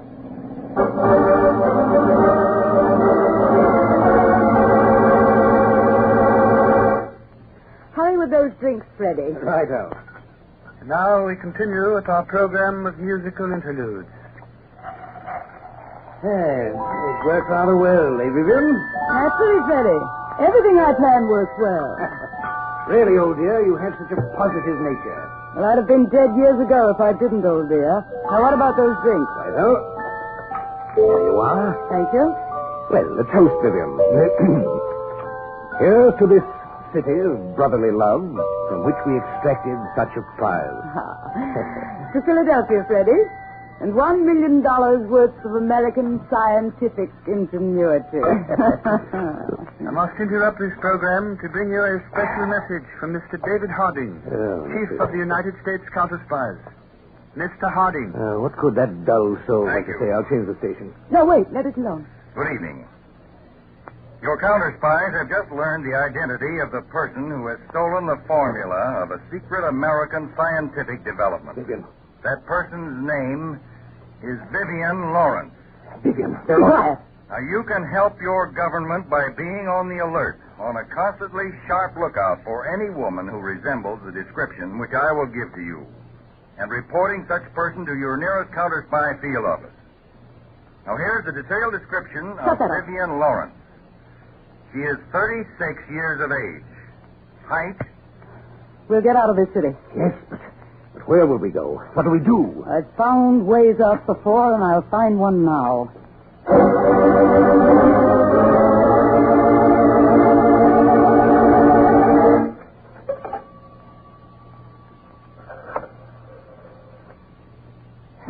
Hello, operator.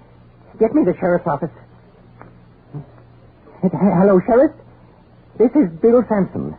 I operate the gas station on Seminary Hill Road, 5 miles east of the Crystal Railroad crossing. There's a man and a woman outside in a car, a blue Cadillac sedan, pulled up for gas. I'm stalling them. I'm sure the woman is that Vivian Lawrence I heard about on the radio. Positive. The car's got a Pennsylvania license number on it. Number is N6574R. They're going in the direction of the railroad crossing. All right, Sheriff. I'll try to stall them as long as I can. Now, will you let me alone, lady? I did what you told me. You won't shoot that gun, will you, lady? You go away and let me alone.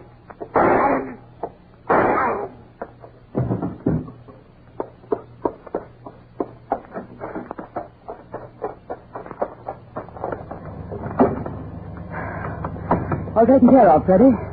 Step on it.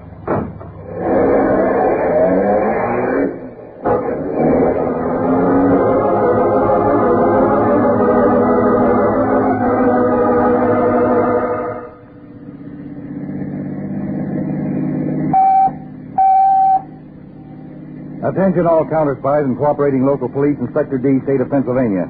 Attention.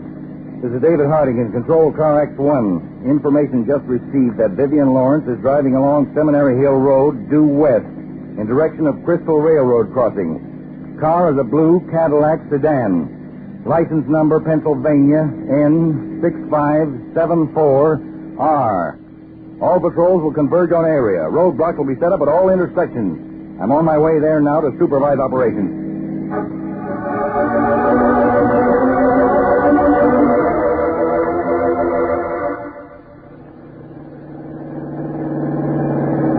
Vivian, I still don't see why you purposely put the bobbies on us. Freddie, I'm getting out of this present difficulty, and I'm just making sure. They'll be swarming along this road at any moment. Just as I planned they should. Well, it all sounds balmy to me.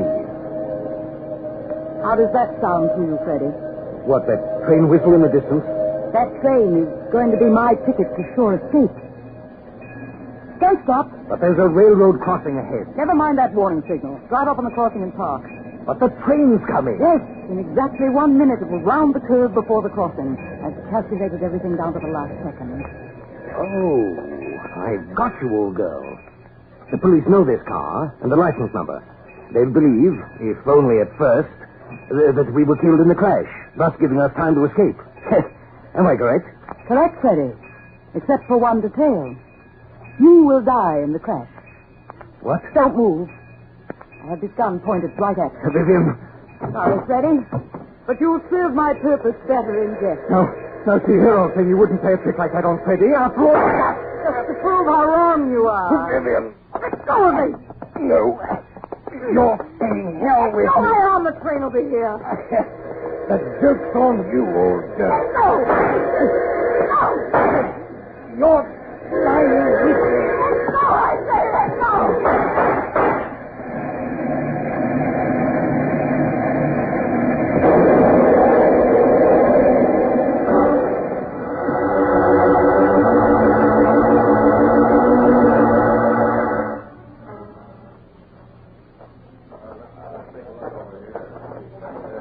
given me the preliminary reports, Mr. Harding. Everything checked, Peters? Well, the car is splattered all over, but it was definitely a blue Cadillac sedan. Yeah? The license plate was found, too. Wonder just how it happened, Peters. Well, I guess they tried to race the train to the crossing. If that was it, they certainly lost that race. Anyway, Dave, the government will be spared the expense of bringing Vivian Lawrence to trial. Well, Vivian Lawrence may be dead, Peters, but the important thing now is to have our men keep searching this area for the formula. Once that's found, we can mark the file on this case closed.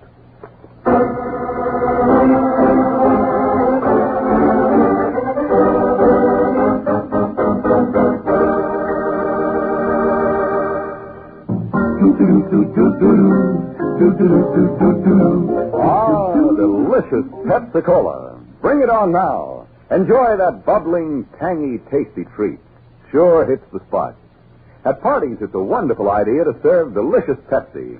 That extra quick food energy gives folks that bounce, that zing.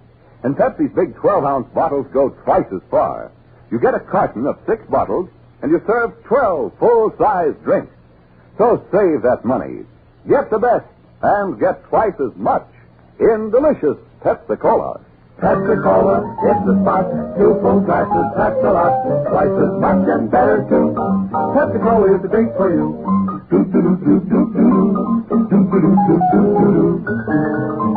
That's it. Delicious Pepsi-Cola. Tune in every Tuesday and Thursday, same time, same station, to Counterspy. Listen on Thursday for more facts in the exciting case of the fabulous formula. After the train wreck had been thoroughly investigated, we found our triumph had been short-lived. Your Counterspy discovered something which started the search for the fabulous formula all over again and led us to a serpent in a box. Listen on Thursday for more facts in the case of the fabulous formula on Counterspy.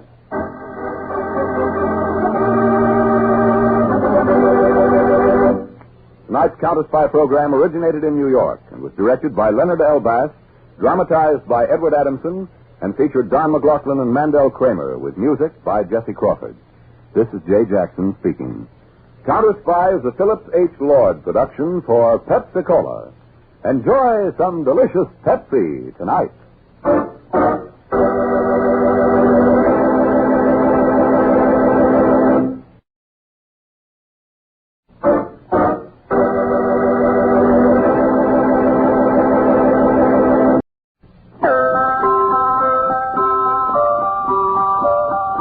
Pepsi-Cola, P-E-P-S-I. That's your smartest cola buy. Pepsi-Cola presents Counterspy.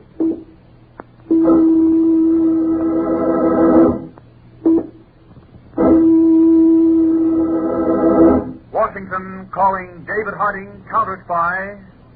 Washington calling David Harding, Counterspy. Harding, Counterspy, calling Washington.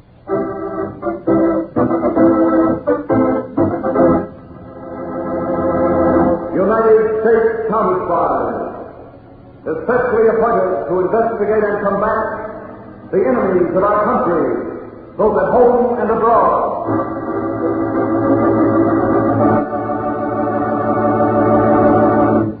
Tonight, more facts in the case of the fabulous formula. A thrilling Counterspy report to the American people. Brought to you each Tuesday and Thursday by delicious Pepsi-Cola. And now, another report to the American people. In your family's interest, listen to these findings, recently released by the United States Testing Company, Incorporated. After thorough and impartial tests, Pepsi-Cola proved of highest purity. Pepsi-Cola has more quick food energy and value, ounce for ounce, than any other leading nationally known cola. Yes, tested, compared against all other leading nationally known cola drinks, Pepsi-Cola won out. You get the best and twice as much in delicious Pepsi-Cola. And now to Counterspy.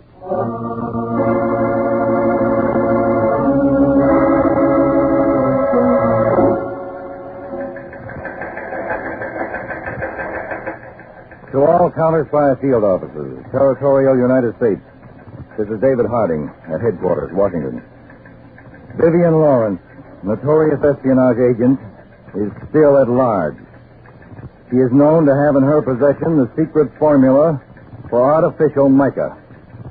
Her last known whereabouts, Crystal Railroad crossing 65 miles south of Philadelphia, where she eluded capture by faking an auto accident. For the sake of our national safety, Vivian Lawrence must be apprehended.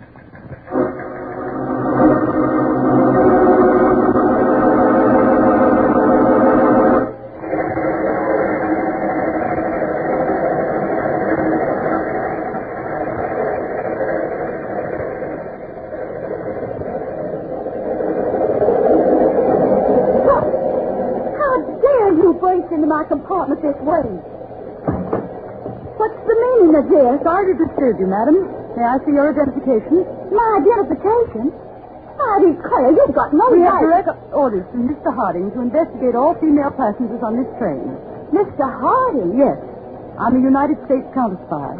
Oh, counterspy. Well, now, let me see what I have in my handbag. If you don't mind, I'd like to look in that bag myself. Well, I do declare.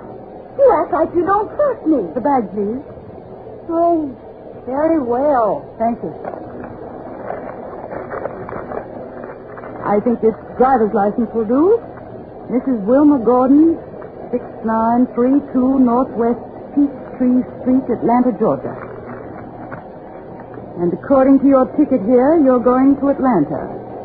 You're traveling alone, Mrs. Gordon? Yes. And now, if you'll be good enough to tell me why you violated my privacy. Your government is searching for Vivian Lawrence, an espionage agent. Miss Lawrence is clever at using disguises and assorted accents. Accents? Well, I do declare. You think I'm that horrible woman? I really do declare. Such stupidity in our government. Now, senators will hear about this just as I soon didn't say you were Vivian Lawrence. I know you're not. Huh? You see, Mrs. Gordon, I'm Vivian Lawrence. What? As I said, Vivian Lawrence is capable of many disguises and accents. But why did you come here? What do you want with me? I need a compartment and a ticket, a means of escape. Mrs. Gordon, you and I are very similar in looks. I've decided we're going to change places. Come with me. I'll do no such thing. I'm going to call a porter and have you turned over to the police. I'm sure this will change your mind. A gun? Shall we go, Mrs. Gordon? If we meet anyone in the corridor here, you will laugh and talk as if we were old friends. Do you understand? Yes. The porter's coming. You better do exactly as I told you. That was a hilarious letter from Charles, wasn't it? Laugh as though you meant it. All right, you can stop now. Please let me go. I won't say anything. I promise. Open the door. We're going out on the platform. All right. Stand here near the outside door. What are you going to do? This first. Now, you can have your handbag back. Take it. All right, now, Mrs. Gordon, I'll tell you what I'm going to do. You're making a non-scheduled stop. You're going to make me get off this train? The way the counterspies will see it, Vivian Lawrence, in an attempt to escape, jumped off this train. No! No! Please don't do this to me! Fine, Mrs. Gordon. I say don't! I said no!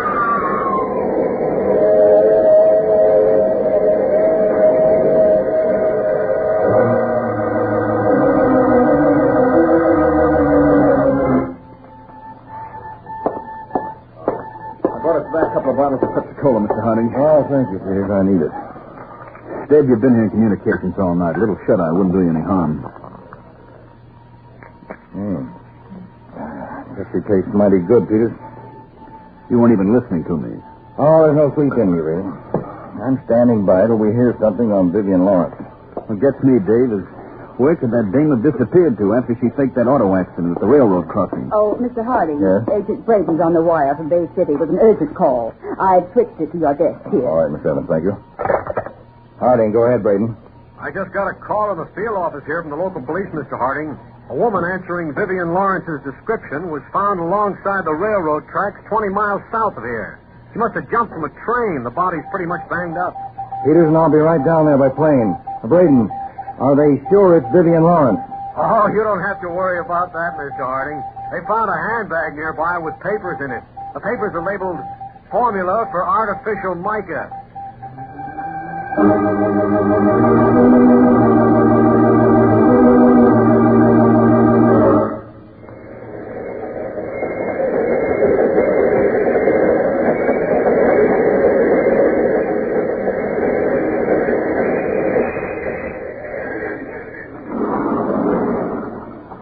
Come and get it, Pop. Howdy, young fella. Here's a fat bag of mail for you this trip, Pop. Thank you, son. Mighty lot of postcard reading in that bag for you. I gave up reading folks' postcards years ago, son. Nothing new took place here in Galesport since the flood of 28. Since the flood of 28, huh? I'll see you tomorrow, Bob.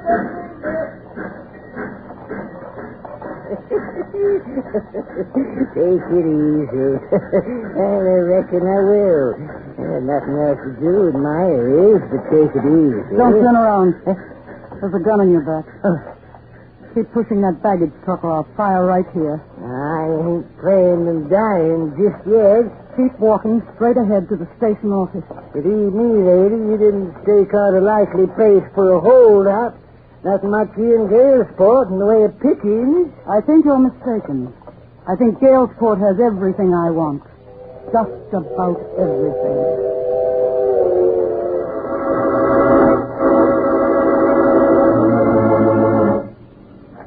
Pull back the blanket, Wilson. Well, Mr. Harding, here's the body just as the local police found it. Mm-hmm. From the looks of it, Braden, I'd say she jumped from the train when it was going at pretty high speed. You satisfied, Chief, that it's Vivian Lawrence? Those formula papers we found in her handbag should be the clincher. They certainly should, Braden.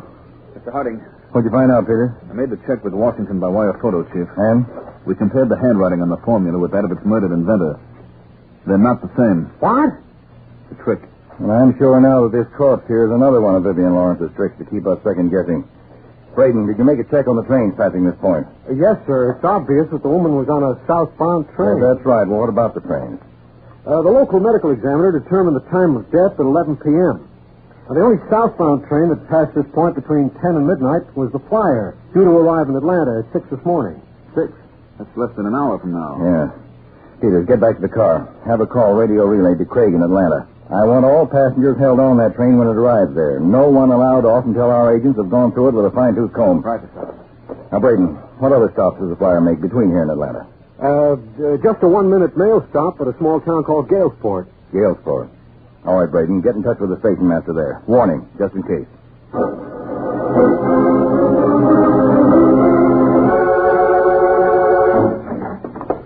Inside, quicker.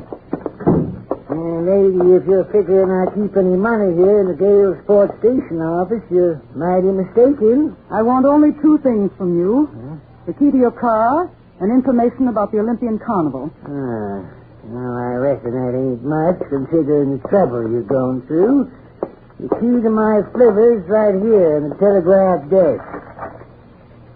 Now, about the Olympian Carnival. I hear it's scheduled to open near here tomorrow night. That's right. The ballpark between here and Ferndale, out on the turnpike. Telegraph message coming in this time of the night. I want to know what that message is. Okay, lady. Attention, station master. Counterspy warn you. Be on alert for Vivian Lawrence. Espionage agent at large. Keep on. Possibility she may have gotten off flyer at your stop. Report any information immediately to Bay City Counterspy Field Office. Yeah, and that's all, Miss Lawrence. Oh, you're that dirty spy the government's looking for, eh? I read all about you in the down. And don't try any tricks. I happen to know the Morse code. Get at that telegraph key. You're sending an answer to that message. Sit down. Woman, no woman, if you didn't have that gun, young lady, I'd beat the feathers and tarnation out of you. But I do have the gun. And you'll telegraph exactly what I tell you. Now begin.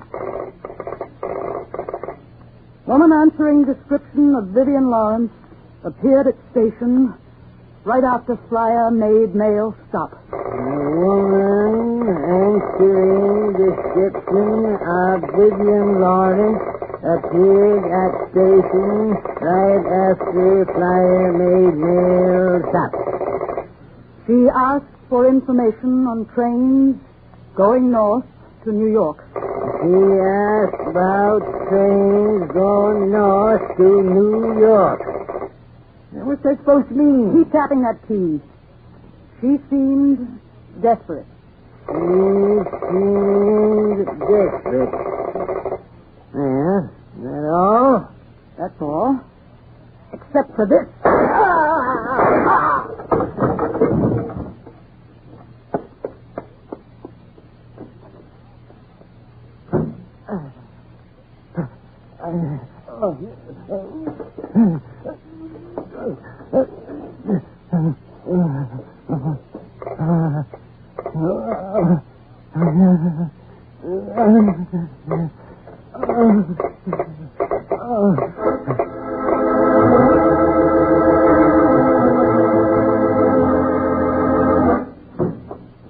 What is it, Peter? The station master here in Bay City just called. A few minutes ago, we got a telegraph message from the Galesport station master saying that Vivian Lawrence was there. She asked about trains going back towards New York, but a funny thing happened. What do you mean?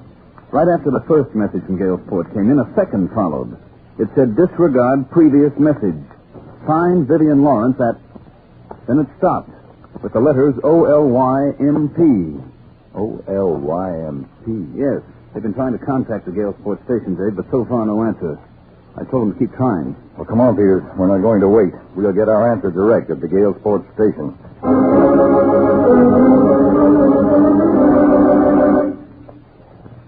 Well, Dave, there's our answer. Shot in the back twice. Peters, it must have taken superhuman courage for him to prop himself against the telegraph desk and tap out that second message. Well, anyway, at least we know now that she forced the old man to send the first message. We know now it was another trick to sidetrack us. Find Vivian Lawrence at Olymp. He had only just enough time to finish the message. Well, Peters, we're going to finish that message for him. Contact Central Analysis in Washington. I want the name of every city, town, and hamlet in this country whose name begins with the letters O-L-Y-M-P. Have them radio the list of us here immediately.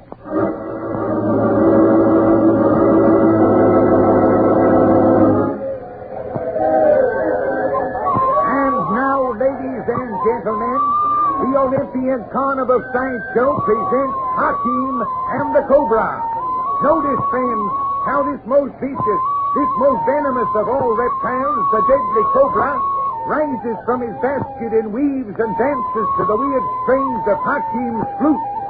If Hakim was to stop playing before the snake winds down into his basket and the lid is closed, this cobra would strike, injecting the unfortunate victim with the most fatal of all poisons. Now see how the serpent obeys his musical master, friend, winding himself down into his basket. And now the cobra is safely under cover. Don't go away, friends. Hakim has for sale a valuable good luck cobra ring made by the natives of northern India. My good luck cobra ring, ladies and gentlemen. It is only 25 cents. It is sure to give you a lifetime of good fortune and happiness. I'll have one of those rings, please. Here you are, madame. Hakim, meet me at the Ferris wheel in 10 minutes. I thought it was you, Vivian, but your disguise, it almost fooled me. How did you get here? What are you doing? Never mind the questions. The Ferris wheel in 10 minutes.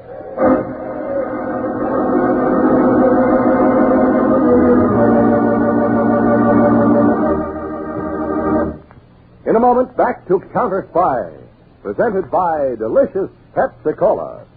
Have you heard about those tests by that famous laboratory? Have you heard the latest news in the Pepsi-Cola story? Yes, there's big news about Pepsi. The cola you've always known was most delicious, the cola you've always known was best value, is now shown to be the cola of proven highest quality. That's right.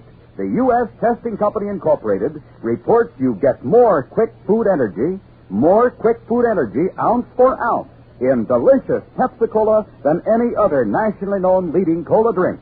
Yes, your Pepsi is really top. Tastes the top, is the top, and gives the most.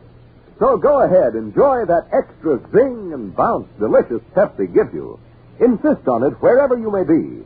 When you stop at the fountain, make sure you say, Pepsi, please. When you stop at a stand, make sure you say, Pepsi, please. And at the store, get Pepsi in the money-saving carton of 6 big 12-ounce bottles. Pepsi's 6 bottles serve 12 refreshing glassfuls, twice as much. So save money and get the best. Come on, sing the Pepsi song with us. Pepsi-Cola is the spot. 2 full glasses, that's a lot. Twice as much and better too. Pepsi-Cola is the drink for you. Delicious Pepsi-Cola. Delicious Pepsi-Cola. Delicious Pepsi-Cola. Delicious Pepsi-Cola. And now, back to Counterspy.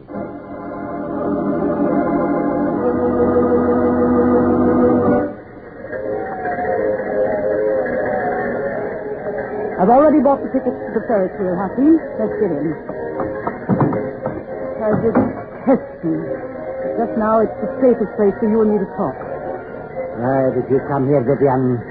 Naturally, you read about me in the papers. You saw the form here for artificial mica. And I've read about you in the papers, Hakeem. Me?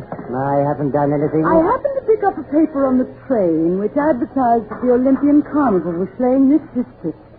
I saw your name as one of the stellar attractions, so naturally, for old time's sake, I thought... Vivian, I cannot hurt you. I'm through with all that. Now, really, Hakeem? I am Vivian. I've changed. America has been good to me. Hakeem, you're not making sense. Since I've changed my ways in the past 10 years, I've found out what sense really is, Vivian. Money is the only thing that makes sense. No, Vivian. See all those people down there.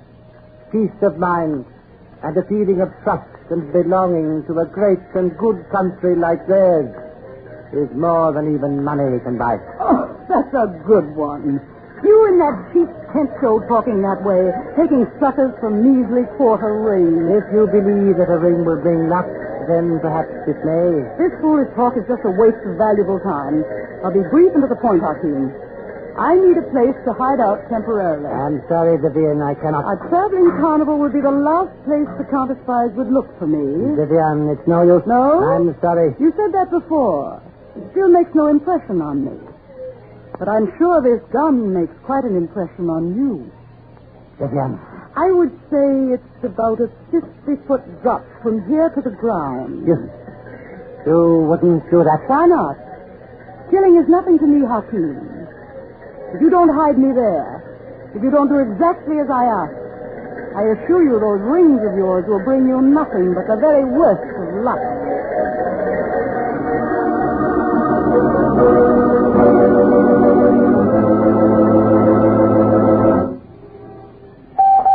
Braden in Bay City Field Office to David Harding, Control Car C7, Galesport. Braden to Harding. It's Peters, Braden. Mr. Harding just went into a diner across the street to grab a bite. Anything special? No, Peters, just reporting to the chief that his instructions have been carried out. The special alert has been sent to all cities, towns, and villages whose names begin with the letters OLYMP. Okay, I'll tell him. We're standing by here to relay anything to Mr. Harding as soon as it comes in. Check, Braden.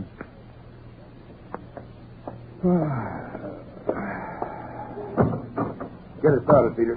Dave, I thought you were so hungry. I had a sudden change of appetite. Head straight out this street. You hit the turnpike. What's this all about? Vivian Lawrence, maybe. What? I happened to pick up the local paper back at the diner. In it, I saw an item announcing the opening tonight of a carnival on the turnpike between here and Ferndale. A carnival? The Olympian Carnival.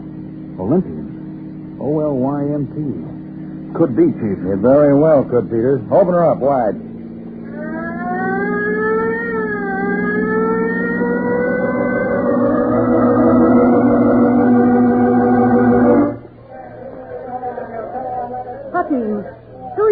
that basket in this tent. Why, Vivian? You don't have to be afraid of my cobra as long as he is in his basket. Snakes disgust me. Well, he won't bother you for a while.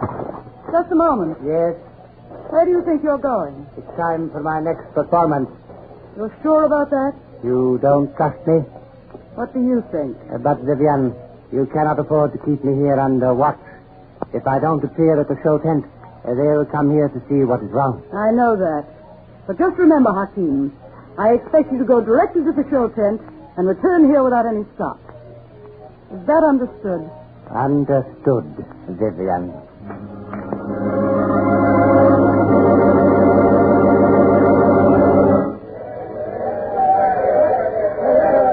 I've covered every inch of this midway, Dave. No sign of Vivian Lawrence. I've had no luck either, Peter. But we're not leaving these carnival grounds and... What is it, Chief? Look over there, the sideshow tent. That man walking toward the entrance with the wicker basket in his hand. Holy smoke, Dave. Hakim. Yes, our old friend Hakim, the snake charmer. Wasn't he once tied up with Vivian Lawrence? Yes, back in 1938. But according to our checkups, he's supposed to have changed his way of living. Could be he's changing back again to his old ways. That's always possible, but I was almost sure Hakim was sticking to the straight and narrow. Hey, better duck behind the stand here. I think he's seen us. Right. Maybe I was mistaken. He's walking into the sideshow tent. All right, Peters, we can get started now. What are we going to do, Dave? Find out if Hakim has really changed his ways again.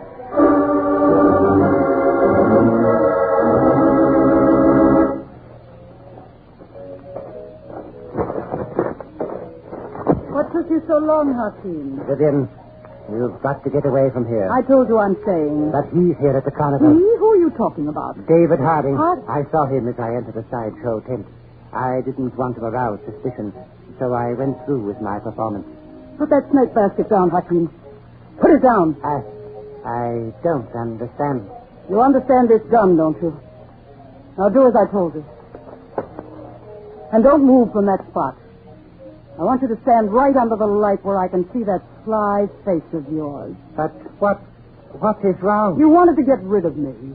You tried to protect yourself. You called Harding. You told him I was hiding here. No, Vivian, no. I just happened to see him on the midway. I should have known you'd try something like this. But you're not getting away with it. You're going to die. I wouldn't move if I were you, Vivian. The snake. It's out. I left the lid off the basket before, as a precaution. The slightest move from you, Vivian, and he'll strike. Hakim, please. See how he watches you, Vivian, waiting for you to make a single motion. Please, Hakim. Get him back. You can do it. Yes, all I have to do is play my flute. Well, then play before... Knowing that you plan to kill me with that gun? I won't, Hakim. I promise I won't. It's only you. A promise from you? What? Be careful, Vivian. You mustn't budge. Hakim, listen to me. Not the slightest move or he'll strike. Listen to me, please. I'll share the profits from the formula with you, Hakim. You're not one to be trusted, Vivian. You can trust me now. You can. How do I know you even have the formula? For all I know... I do have the formula, Hakim. It's right here in my coat pocket, believe. Stand where you are, Miss Lawrence. It'll be just as easy to kill another snake. Drop that gun. I'll get it, Chief. You heard everything, Mr. Harding? Yes, Hakim. We waited until we were sure she had the formula papers with her. Thanks for all your help. I was glad to prove to you, Mr. Harding, that I'm really on the right side. And I was right. You did call the counterspy. I would have, Vivian, but they came to me first. Sorry I had to kill your cobra, Hakim, but we wanted to make sure of taking this woman alive. Oh, you didn't have to worry about that cobra, Mr. Peters. His fangs were removed years ago. Removed? Then he wouldn't... That's right, Vivian. All your fears were for nothing. Yes, Miss Lawrence, you were tricked by a toothless cobra. But we have laws in this country especially designed for people like you, laws with very healthy, strong teeth in them.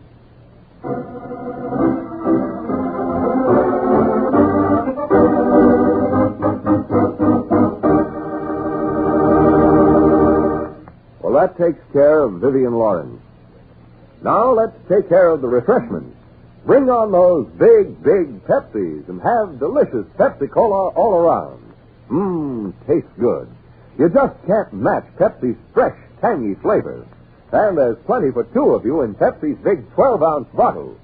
Get Pepsi by the carton. It's 6 bottles, but 12 drinks. So save all that money and enjoy that extra zing and bounce delicious Pepsi gives you. Remember, Pepsi's proven highest quality, yet it gives you twice as much. Pepsi-Cola, it's a spot. 2 full glasses, that's a lot. Twice as much and better, too. Pepsi-Cola is the drink for you. Delicious Pepsi-Cola. Delicious Pepsi-Cola. Delicious Pepsi-Cola. Delicious Pepsi-Cola. Tune in every Tuesday and Thursday, same time, same station, to Counterspy. Listen on Tuesday for the exciting Case of the Hijacked Country. Years ago, it took a well-equipped army and an aroused population to carry out a revolution. But in modern times, a few determined men can seize a country by the throat, and not always for the purpose of revolution. For the amazing facts of the greatest hijack in history, listen on Tuesday to The Case of the Hijacked Country on Counterspy.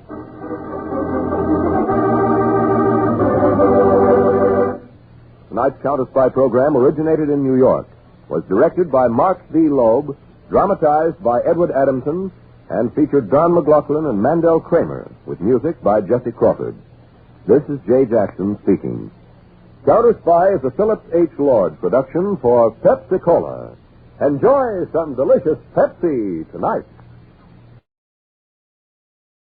Production for Pepsi-Cola. Enjoy some delicious Pepsi tonight.